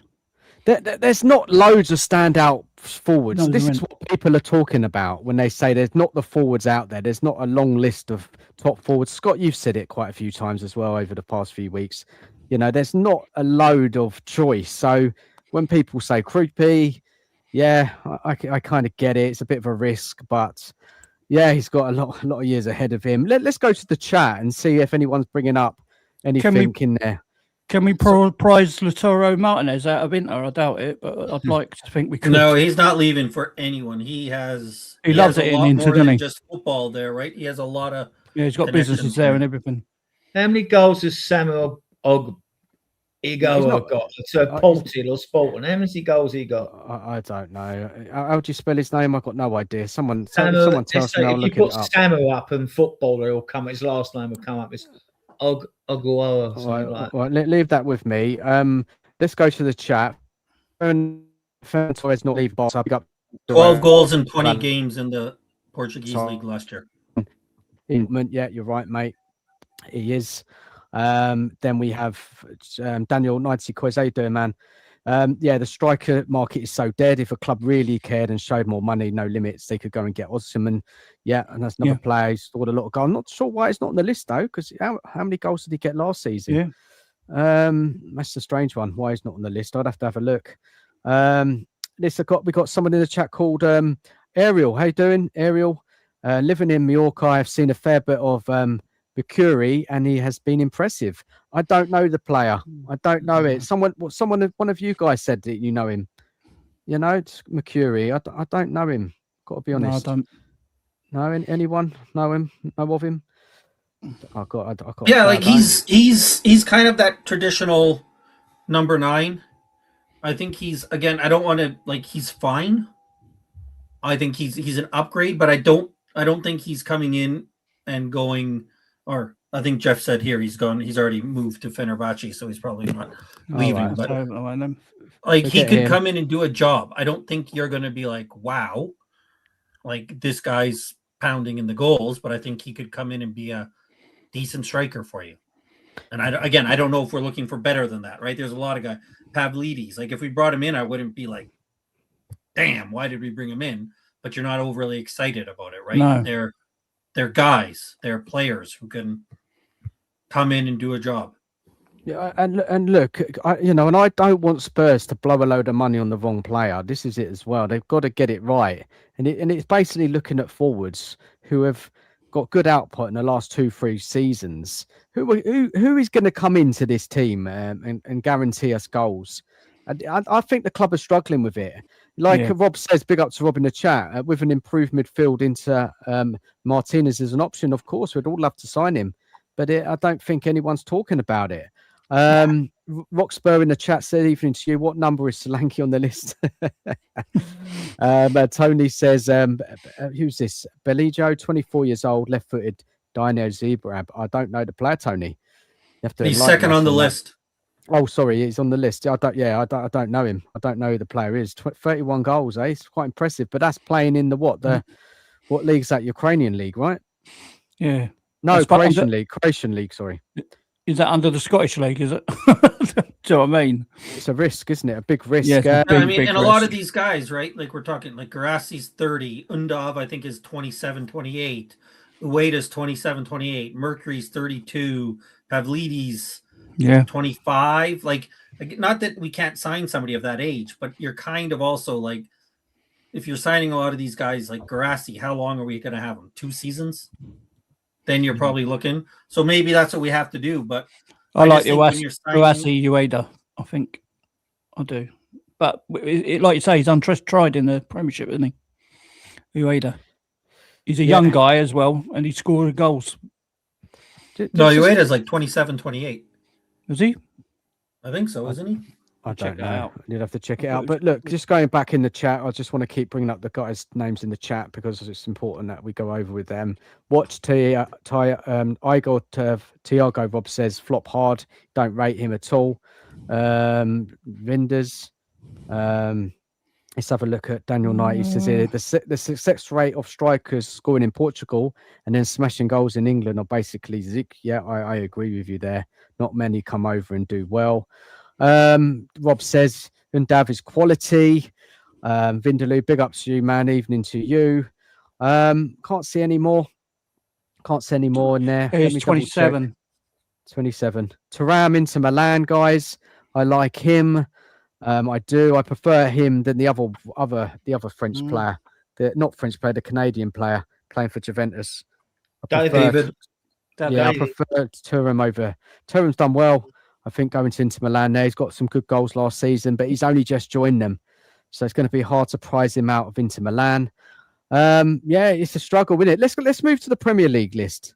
Yeah, let's move to the Premier League list, guys, and see what we're looking at here. Everyone see that on screen, guys? Just confirm. You all see that? Yeah. Okay. Let's have a look at there. Anyone we're prizing from any other Premier League team on that list? Not many. No. Anyone you like? Well, Morgan Gibbs White ain't a striker, is he? No, he's not on this list. No. I like Ollie Watkins. Number 5. A lot of other people don't, but again, he's 30. Oh, he is on the list, isn't he? Sorry, mate. I don't know what he's. That's what I'm saying. He's not a striker, but he's on there with 15 goals because he's scoring them goals, hasn't he? Yeah, impressive. Yeah. Palmer.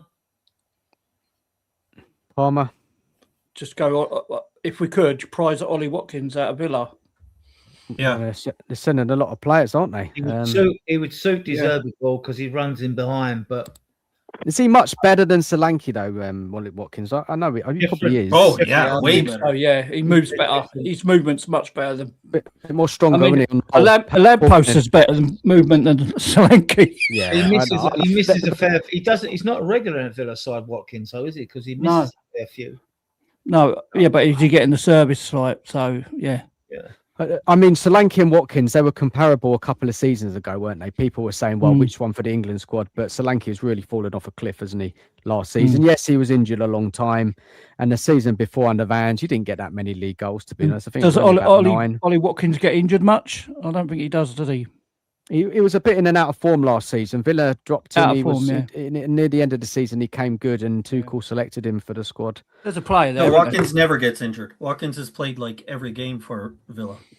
Pretty good. That's good. That's good. Anyone else on the list that you'd fancy? What about Mateta? I think he's gone, isn't he? Apparently, he was going somewhere. I don't know. Mateta. I mean, Mateta again. He's a guy. Like he can come in. Like he got 12 goals last year. I'd say okay. He could Mateta could come in and get us 10 to 14 goals, which is fine. Yeah. Put some top 10 in that list. But again, what are we looking for? Are we looking for somebody who's going to be average on that list, or do we want to try to get somebody? Would you say he's average then? Would you say he's average, Scott Mateta?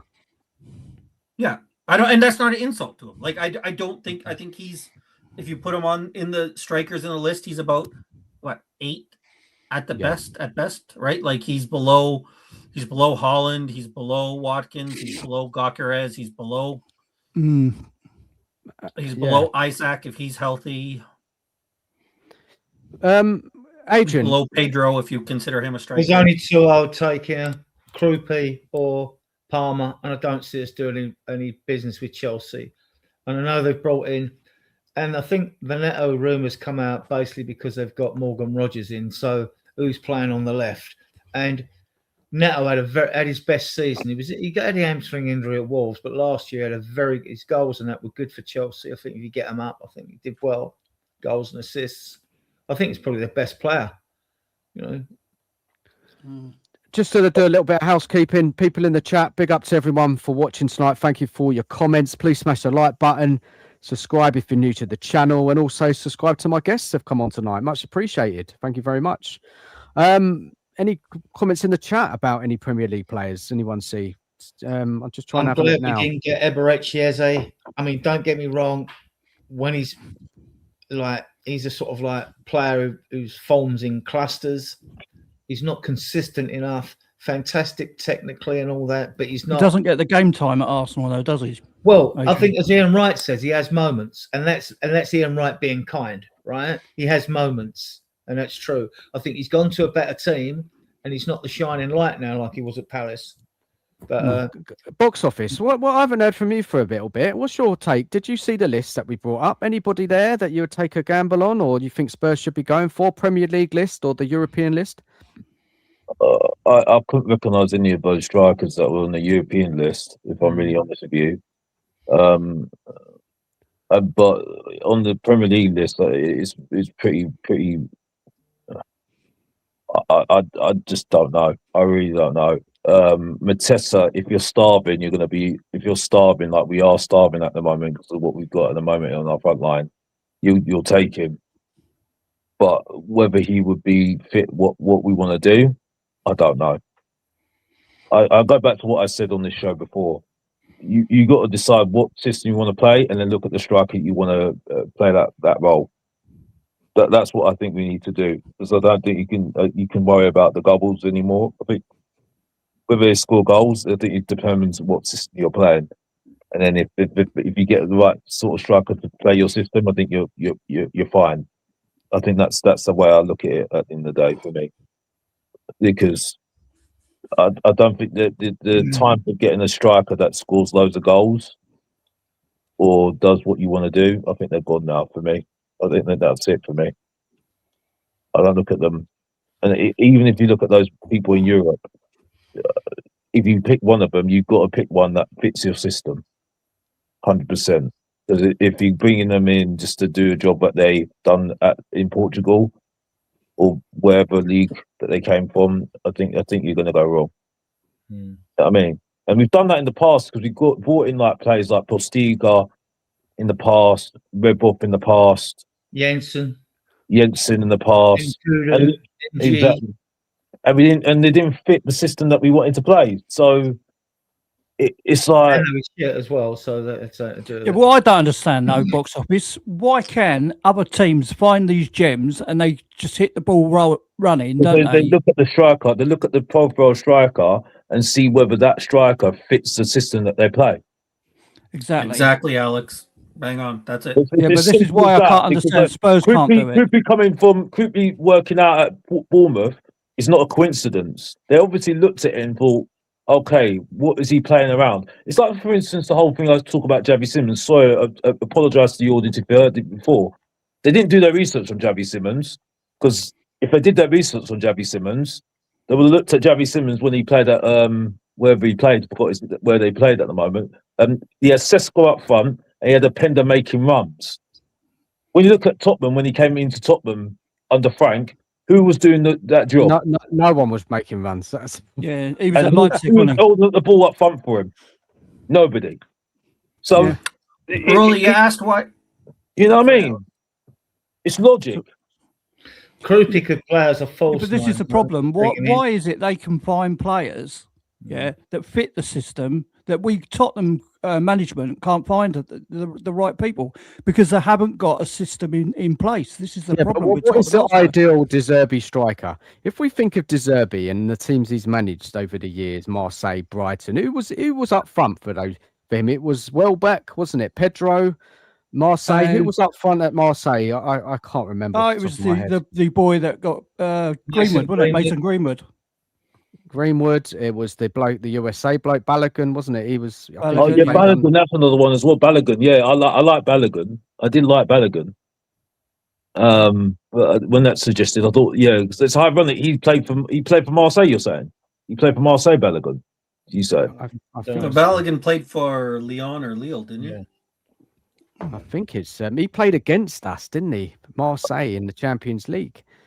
And you want a bit of variation up front, don't you? If you have a Quicksilver forward like a Kruppi, you also want a striker, so you can vary who could play with his back to goal, which is not what Kruppi does. So you probably keep Solanke. I mean, he got 15 goals. He played for us against Monaco. Didn't he? Second Monaco. Sorry, you're right, Scott. I got confused. I got it wrong. I said Lille. Solanke was second highest goal scorer to Brennan Johnson, who we sold. So, I mean, and it's the first time he's been injured. But you think he'd been injured all his career, the way the fans go on about it. Mind you, the fans were having a pop at everything last season with good reason. Everyone was in their sights. So I'm still on Kruppi. Palmer and all that. Because if you wanted one of these others from the Premier League, the club that sells them is going to think, you're desperate for a striker. We're going to really stitch you up. I think you get Kruppi for 90 or 100 mil. And I think you just got to pay it. Go and get it. And then keep selling. You can't just have Kruppi there. You need to. You're going to have to figure it out, because at the end of the day, if you're paying 100 million for Kruppi, then you're making him your main striker, and he ain't a striker. So how we playing with him? How we playing with the club? Solanke's not going anywhere because he's on a long contract. Richarlison might dig his heels in for his last year, but he'll be told, "Well, Richie, sorry. If you do stay, want to force you stay for your last year, you're not going to be played. So for the sake of your career, let's say you force players out. Richie's got to go, right? He's got to go. Solanke, you're going to keep.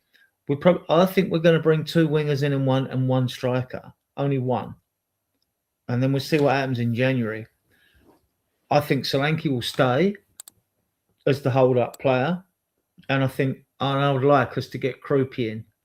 And if we get 2 wingers in, and they cost us 100 mil, and the striker that's 200 mil, I still think we're bringing up 100, 120, 130 mil on sales. I think Bergvall will go then to help fund it. Romero will go, and we'll see who else goes. Maybe a couple more kids. Phillips will probably go. I'd get Garassi and Kruppi in. Yeah, but what are you going to pay for Garassi off of Dortmund? Right, I think they were looking around 50 to 60 for a 31-year-old. You're going to pay 100 million for up to 100 million for Kruppi. So that's a lot of money for somebody that is not your main striker, because he isn't. He ain't a striker, isn't he? Let's be honest here. Well, we as a fan base, we're moaning at a club about, there's no strikers out there, and we're screaming at the club, why aren't you getting one in? Why aren't you getting one in? right? We're bringing but a I've young been one saying in and that- bringing I've the been saying at the experienced moment. one in. That could work, couldn't it? I think we're gonna have to, because I don't trust Solanke to be fit. I Because don't. I think Richarlison or Solanke. well, with Charleston we know. Well, I'm not. Then you move Kudus into the middle. I mean, you play with a false nine. Liverpool did all that. Yeah, but that's time. what Krupi is, isn't he? You can play with a false nine. You know, That's what Krupi is. False push. nine. Decky doesn't like it, but he can play with his back to goal. He can hold the ball up. I don't trust Dick. Well, fair enough. It's fair enough. I'm just Yeah, throwing options out there. I mean, you've got players that. I mean, Kudus could do that as a false nine, and anyone that plays as a 10 should be able to play as a false nine. It's virtually, there is a difference because we look at the skill factor and the creativity of a 10. But well, you might as well then, if we're going to start it's talking thrown about all that Solanke- money away in the midfield and defence, and now all of a sudden, yeah, we're scraping the barrel, saying, "Oh, we can't buy two strikers." It's ridiculous. Well, if you're going to keep Solanke, you might as well we get. can't Danny name one. Welbeck. That's the problem, Biker Yid. We can't name one striker, and we want to bring two in. Well, I you know, can't- but- yeah, I think there's lots Krupi's of not. strikers. Krupi, just have we've to just know what we're doing, said right? Krupi's not a striker. He's a false nine. Is he not? He's an inside forward, come false nine, come Yeah. wide player. Yeah. But, well, So you there can't again, rely- then you need Garassi up front, then, or someone like yeah, that. you can't just rely on Krupi, because Krupi needs service and he needs players around him to make him tick. That's what's clear at Bournemouth. He had players around him to make him tick. If we're going to start saying that we want Solanke, you might as well just get Danny Welbeck up front. I'm being honest with you, because at least he holds up the ball. I know Solanke supposedly does this, but at the moment, I don't see enough of it with him. So and Richarlison obviously can't do that. You know what I mean? Because I've seen that for how many years now. So He ain't got no touch. I do think we've got to decide. Like I said, I think we've got to decide what we want to do in terms of what sort of striker we want and where we're going to go. Do you want somebody that can run in behind? I mean, need the service to get him in and stuff, or you want somebody to just hold up the ball and then he can get those goals from the wide players that we're buying in. So if Krupi isn't that guy, you know what I mean? He's that guy that is going to be that false nine, like Adrian says, or that needs service.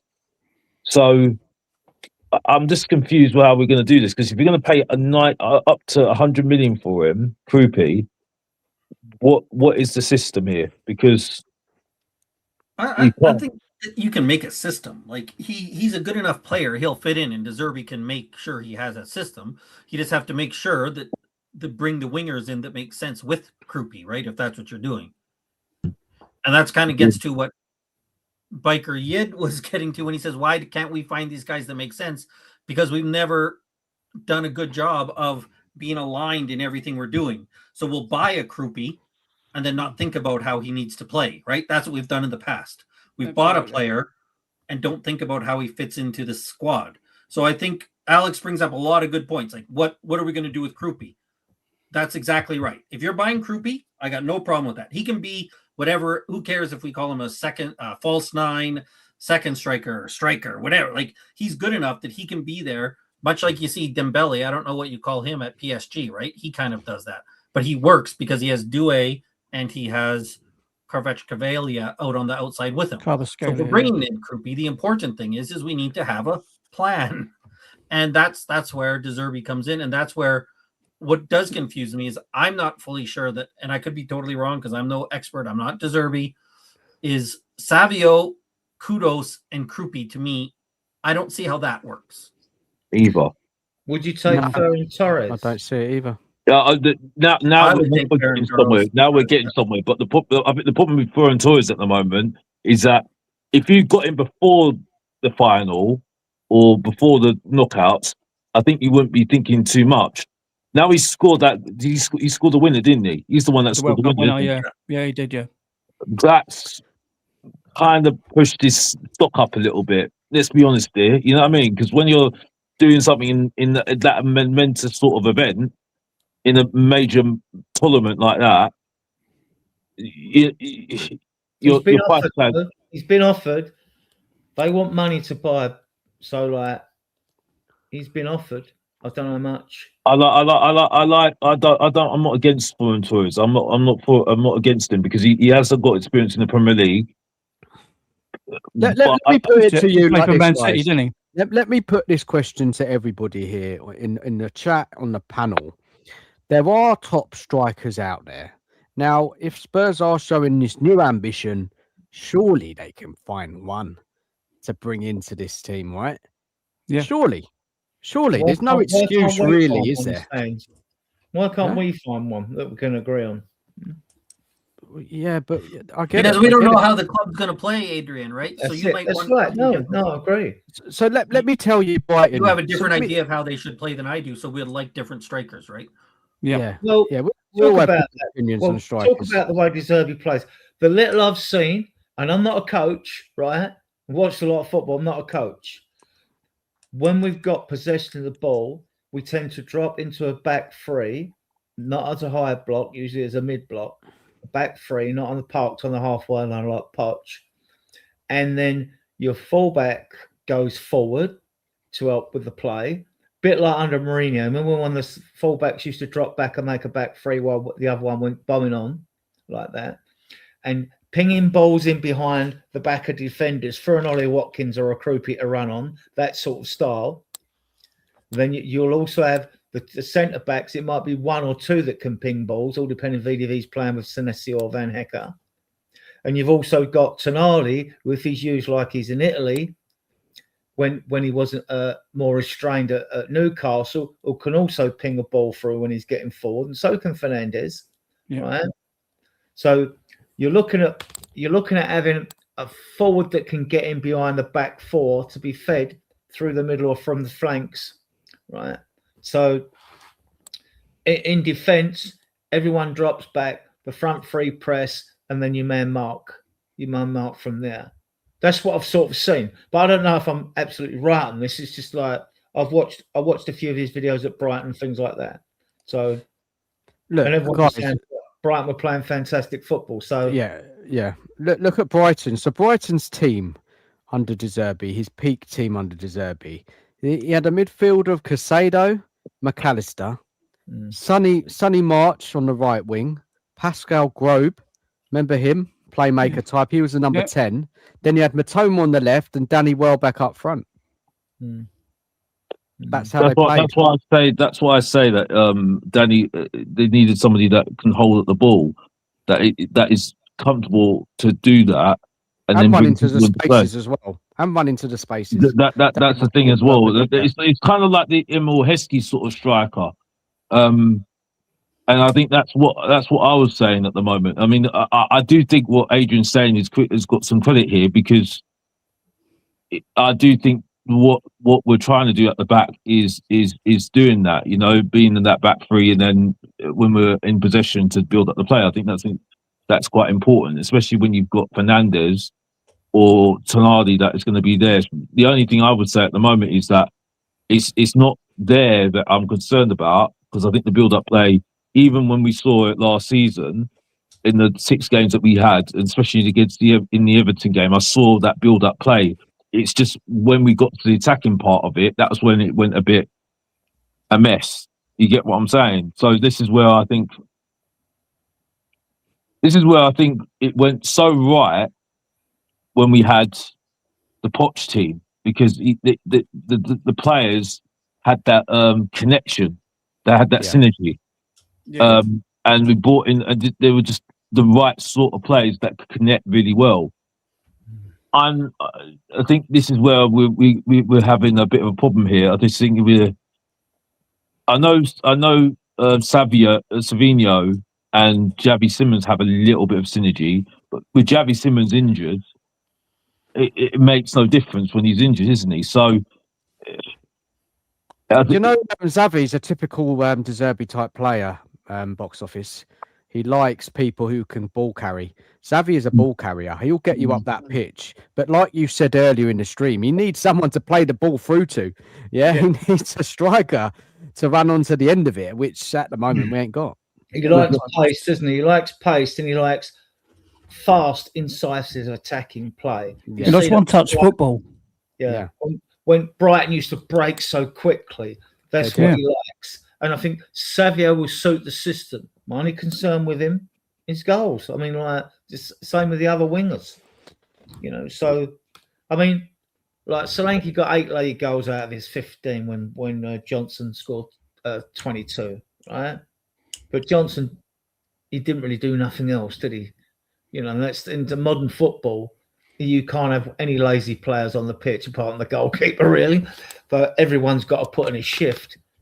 And Johnson, when he was scoring goals, he was the flavour of the month. But other than that, I mean, Palace fans are moaning like hell about him now, right? So, or were towards the end of last season. So, Yeah. it's that's why I don't see us bringing in 2 strikers. One, you know, I think Pedro Neto would be a good deal because at least he hits the back of the net. Other than that, as our Zuli at Real Betis, it'd be good.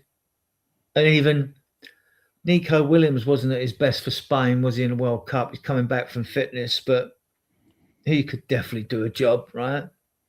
And I think we pay the wages now, so he wouldn't be out of reach. You've also got, he's another one. He didn't impress me in the World Cup. Jan Diamandi. I don't know what you guys think of him. Watched him in Germany. He looks awesome. Mind you, Florian Wirtz looks He's a awesome very in good player. Germany.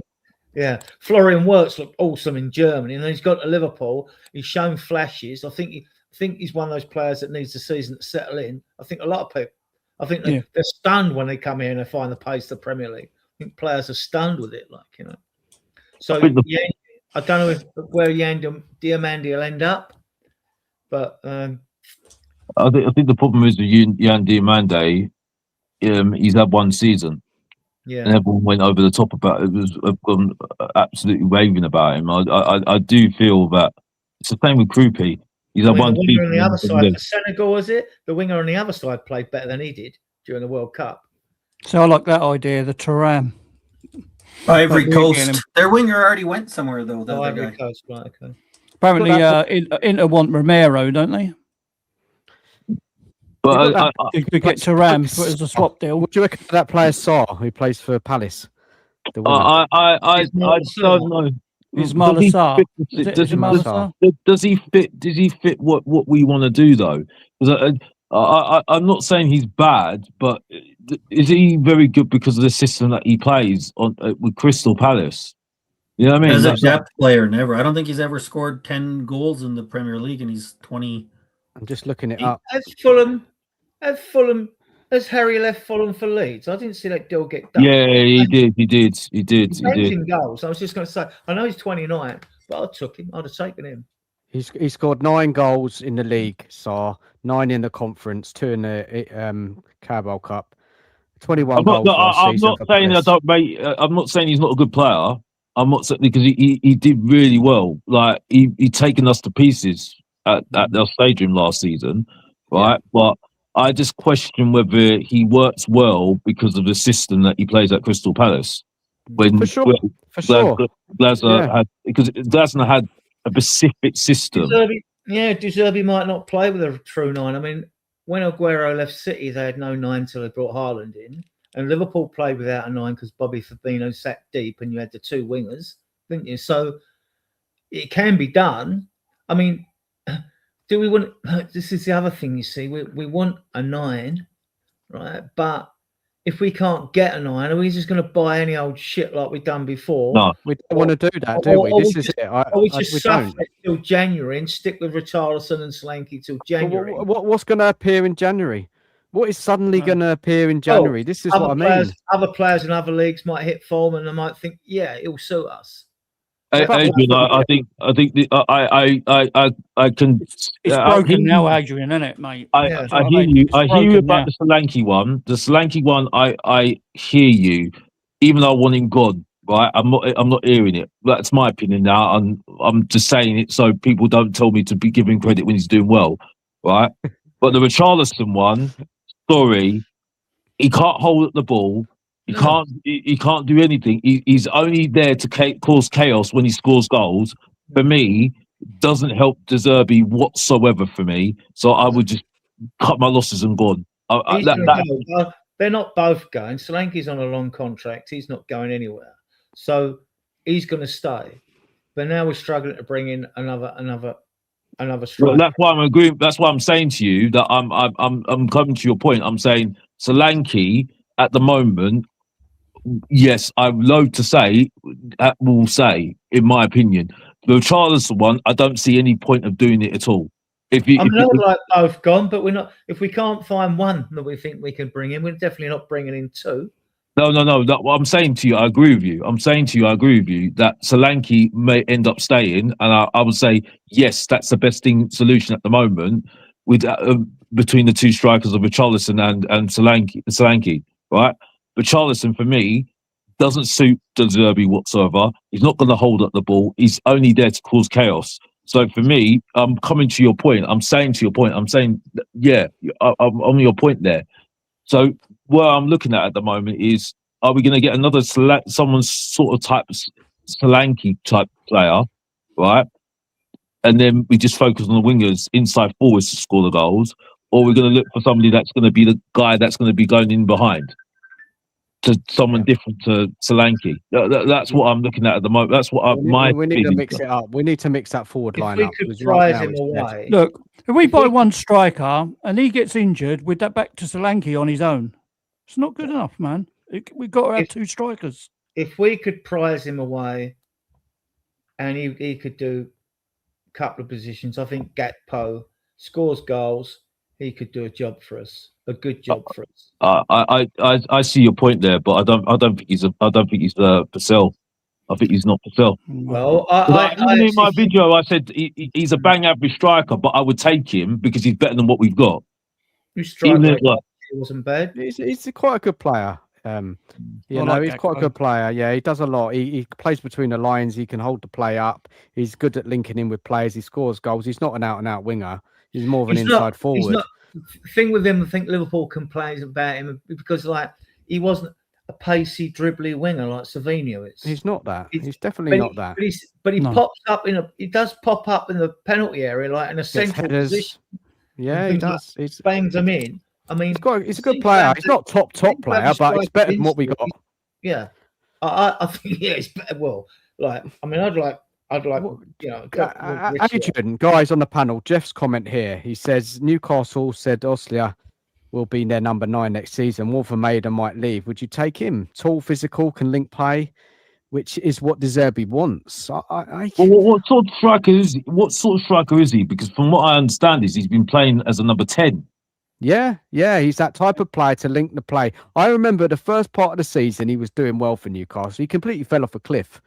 Yeah, I don't know what happened with that. He's another Laurenti, isn't he? He's another lamppost. Yeah, he scored some goals. I think he even scored against Spurs. Yeah, he did. Last season. He did, didn't he? And he was doing right well to a point, but he kind of dropped off. But Newcastle were not great last season, were they? They were having some problems. He's limited, isn't he? He looks limited. Who, Wolvermaiden? Yeah. Don't think he's got got a cheeky that many bidding goals. for Foden. Foden just signed a new contract, actually. I'd love Foden. Foden's just signed a new contract. Has he? Because he didn't get a lot of game time, did he? I think it's he's a Man City kid, right? He went through the whole. He's Man City Academy, everything. It's the example that we've seen. He's fine staying at Man City where he's from and where he knows that they're going to be competing for the top level. So if he doesn't play every game, that's okay for him, right? He's not going to. He's not going to. Would you take? Go for Savinho? Would you take Marmouche? Yeah, you know what? I think we should get. I was harsh on him. I was harsh on him in my video a little bit, but I had to be harsh because it's the top 5, best person, bang average. But he was bang average last season, in my opinion. But I would take him because he's better than what we've got. He's better than what we've got. He's not one-dimensional either. It's terrible, isn't it? No. Me saying he's bang average, he's in the middle of best and worst. And for me, he had a bang average season to his standards. But however, there was reasons for it because he had the best striker in the world right now, Haaland in front of him. And Haaland is like, he can outrun anybody. He can outdo anybody at the moment, isn't he? So, but if he was available, definitely I would take him.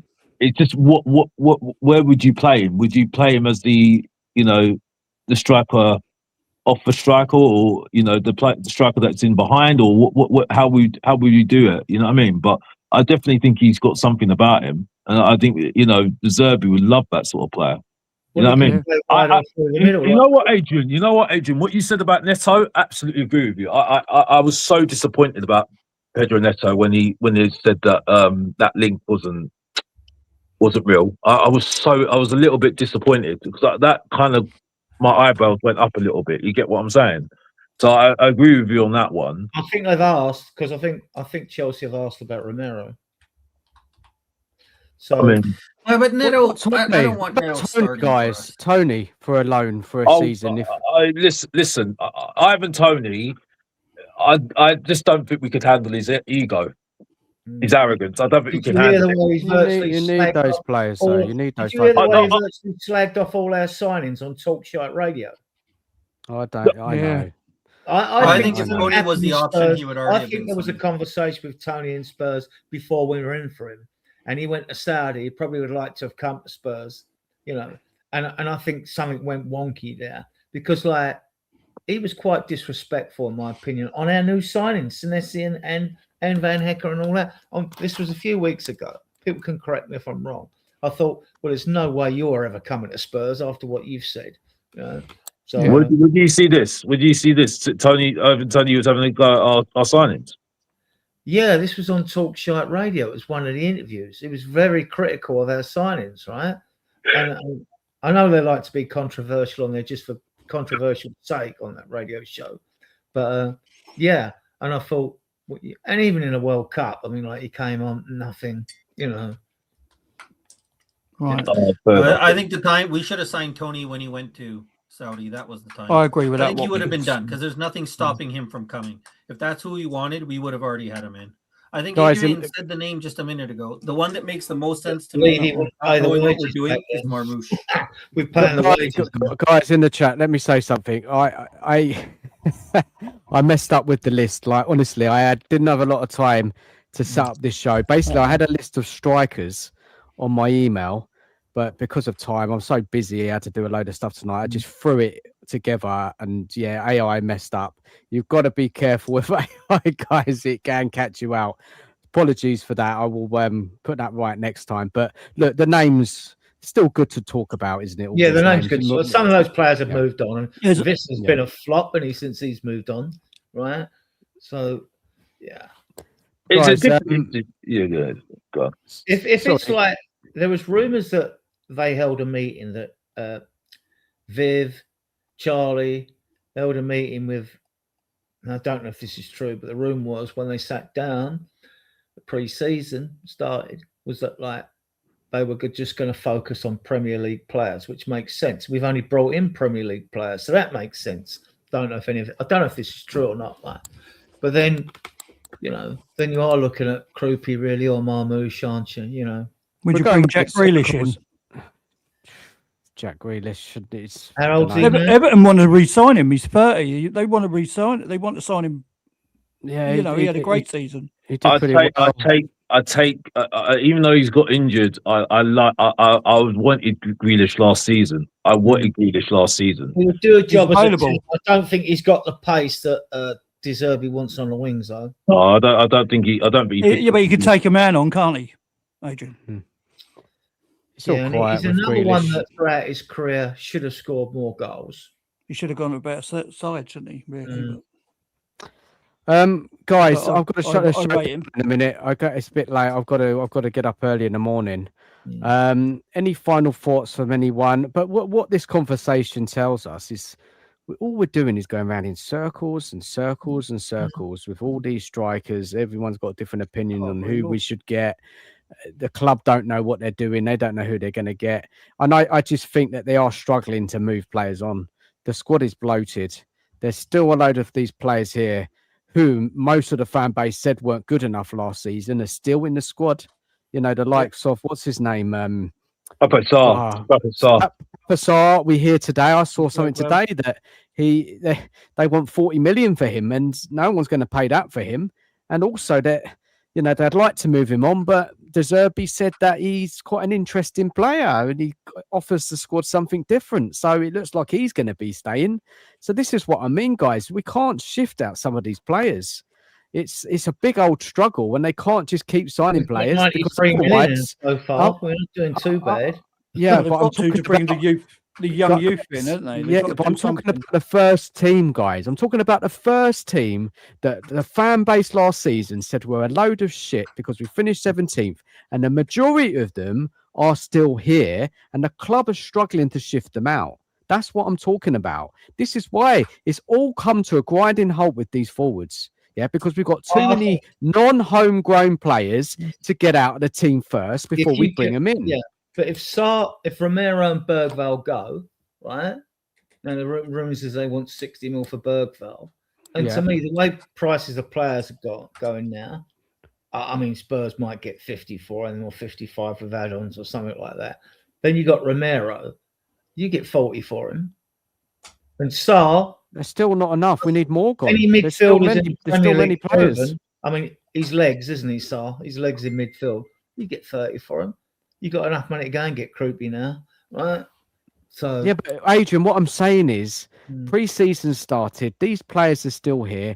The club are struggling to get rid of them. They're working on the players that they can shift out, which is fantastic, great, well done. But the first team players that and most of the fan base, a lot of the fan base said are just not good enough, are still in the squad, and we're going to have to rely on them next season. That's my worry. I'm sure some will go, but they're bloody dragging their heels. The clubs are not queuing up to sign them. Are Spurs overpricing these players like Sarr 40 million? He's not that. He's not worth 40 million. Sarr 20 million, 25 possibly. 20 million and get him gone. well, there's 40 days left in the transfer window. So you got like, what's that? 6 weeks? 7 weeks? Yeah, 7 weeks left. Virtually just under 7 weeks left in the transfer window. We've done a lot of early business. I think that, like, you know. I just find it quite frustrating, really, what's going on.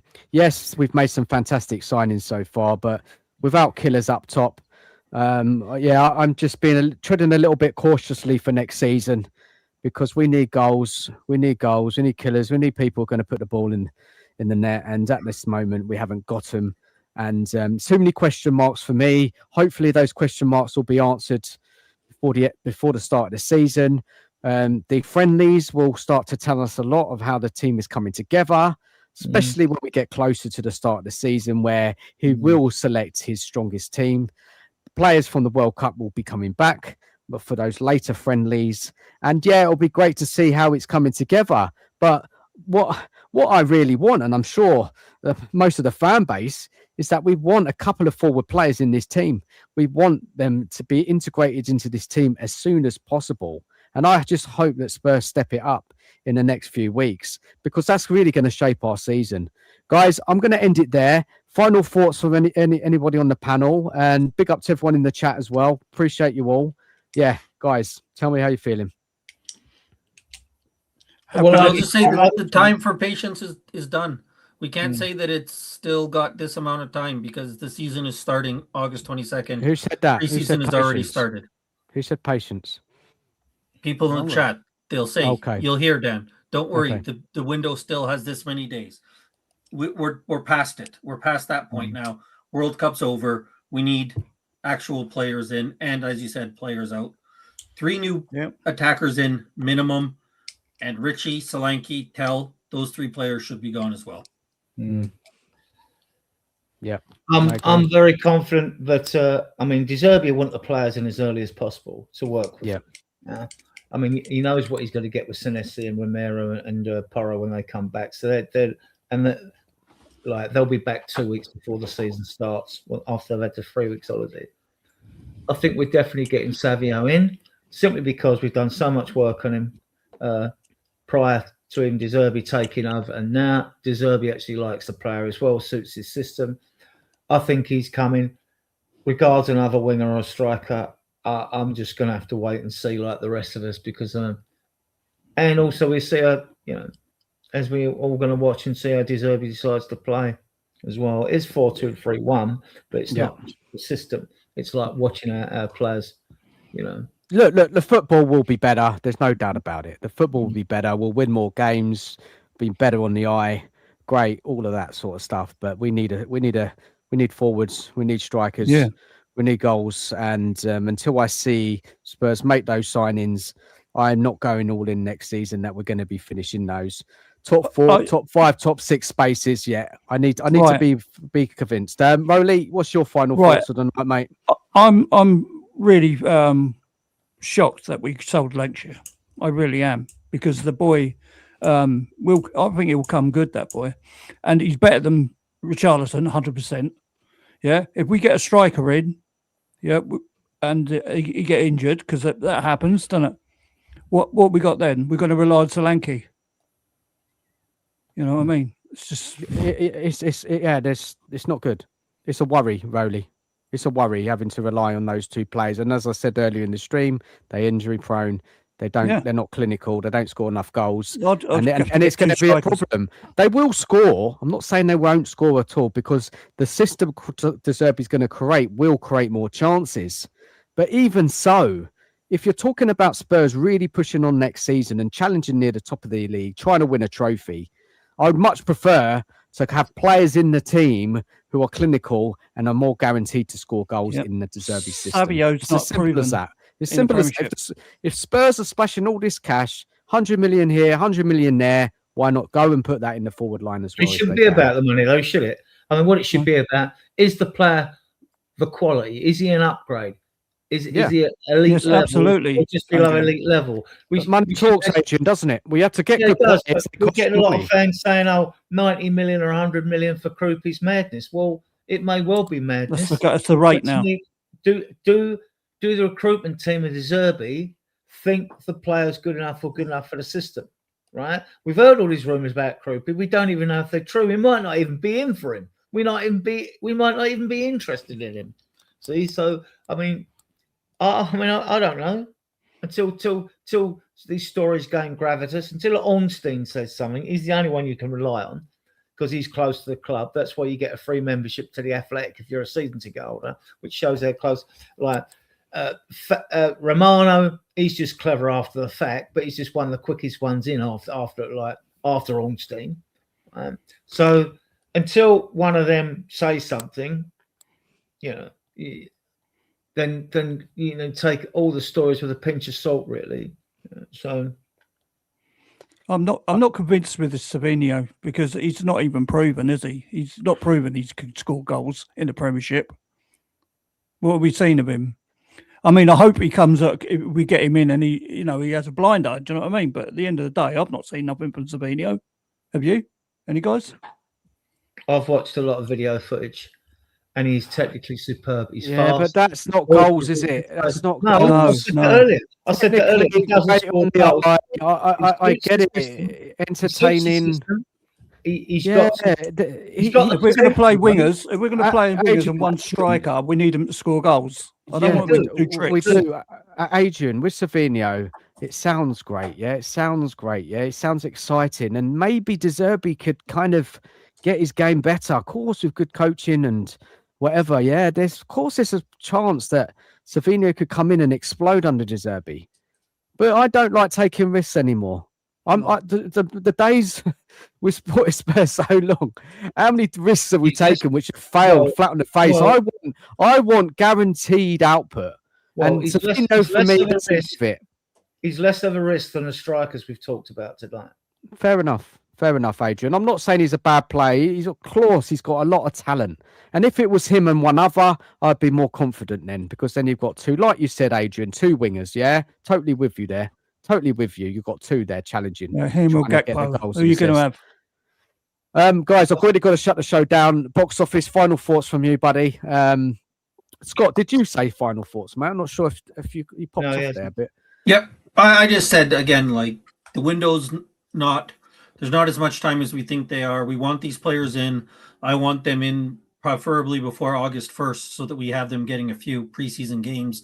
We're settled. We know what's going on. If you ask me, realistic options, get in Savio, get in Rashford, get in Marmouche. Those three players up front give you a level of goals and flexibility that you need.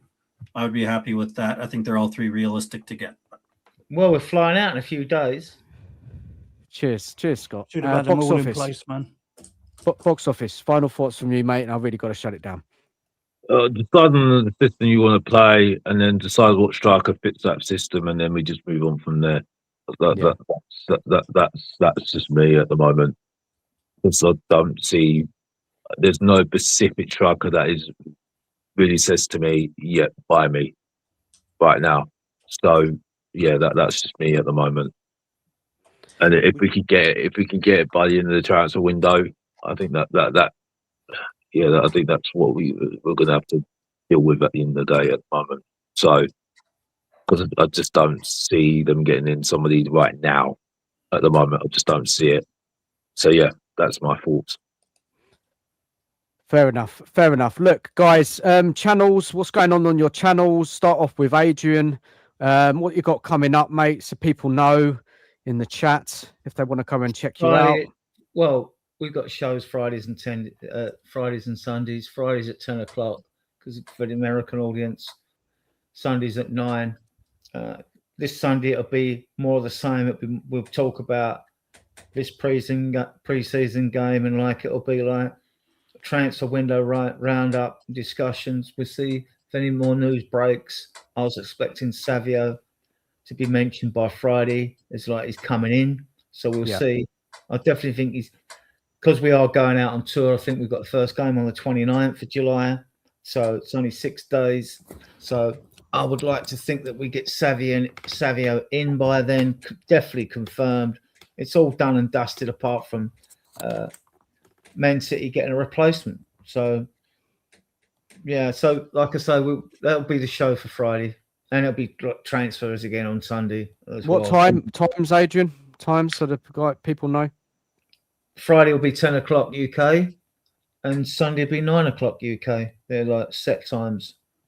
Okay. We might do midweek shows during the season if there's any midweek games when we got cup games like League Cup or whatever. So we'll see. Okay. Over to Rowley. I'm just trying to get your link in the chat, mate. But anything coming up on your channel, buddy? Yeah, I'll be doing a Saturday show at 8 o'clock. 8 o'clock at night? Yeah, 8 p.m. Yeah, not in the morning. Yeah, I'll be doing one at 8 p.m. and we will chat about the up and coming transfers or whatever. Yeah. I mean, whatever goes on, really. You know, it's something happens every day at Spurs, doesn't it? Do you know what I mean? Whether it be coaches or I'm getting a little bit bored, to be honest, with the conversation at the moment. I've been doing a lot of shows lately, and I do find them that we get stuck. You go around in circles, don't you? Yeah, I do. And yes, okay. I mean, the pre-season friendlies will bring some conversation because we can talk about the performances, but really we need some what they like to call them bombers, which I don't like that word. We need some transfers. We need something to get us talking more because at the moment all we're doing is going around in circles. So Have you got a YouTube channel, Barky? Yeah, sorry, I've just put his link in. I've got my channel, mate. His link's there in the chat. So thanks, Rowley. And box office, what's coming up on your channel, mate? Well, I've got to say is just keep it locked in. Last week I did 2 videos, best, worst, and bang average top 5. That will hopefully continue, and some thoughts on what Spurs are doing at the moment. 2 players that have caused a lot of discussion in the fan base and heated discussions in the fan base and debates in the fan base as well. So more of that, a little bit more updates on transfers, but mainly, that's what we're doing at the moment. And just keep locked in on the channel, and and keep watch, and we'll see. You'll see what's going on. Cheers, guys. Big up to all of you for coming on. Big up to everyone who came on the show earlier. Big up, chat. Thank you so much for all your comments throughout the night. Much appreciated. If you haven't smashed the like, please do. Smash the like button. Helps the channel out. Like and subscribe and all of that stuff. Subscribe to my guests as well. And look, when I'm back, I don't know. If there's something worth talking about, I will be on. Good night, everyone. Take care of yourselves. See you later. You all soon. Come on, Adrian, box office. We'll talk again, yeah?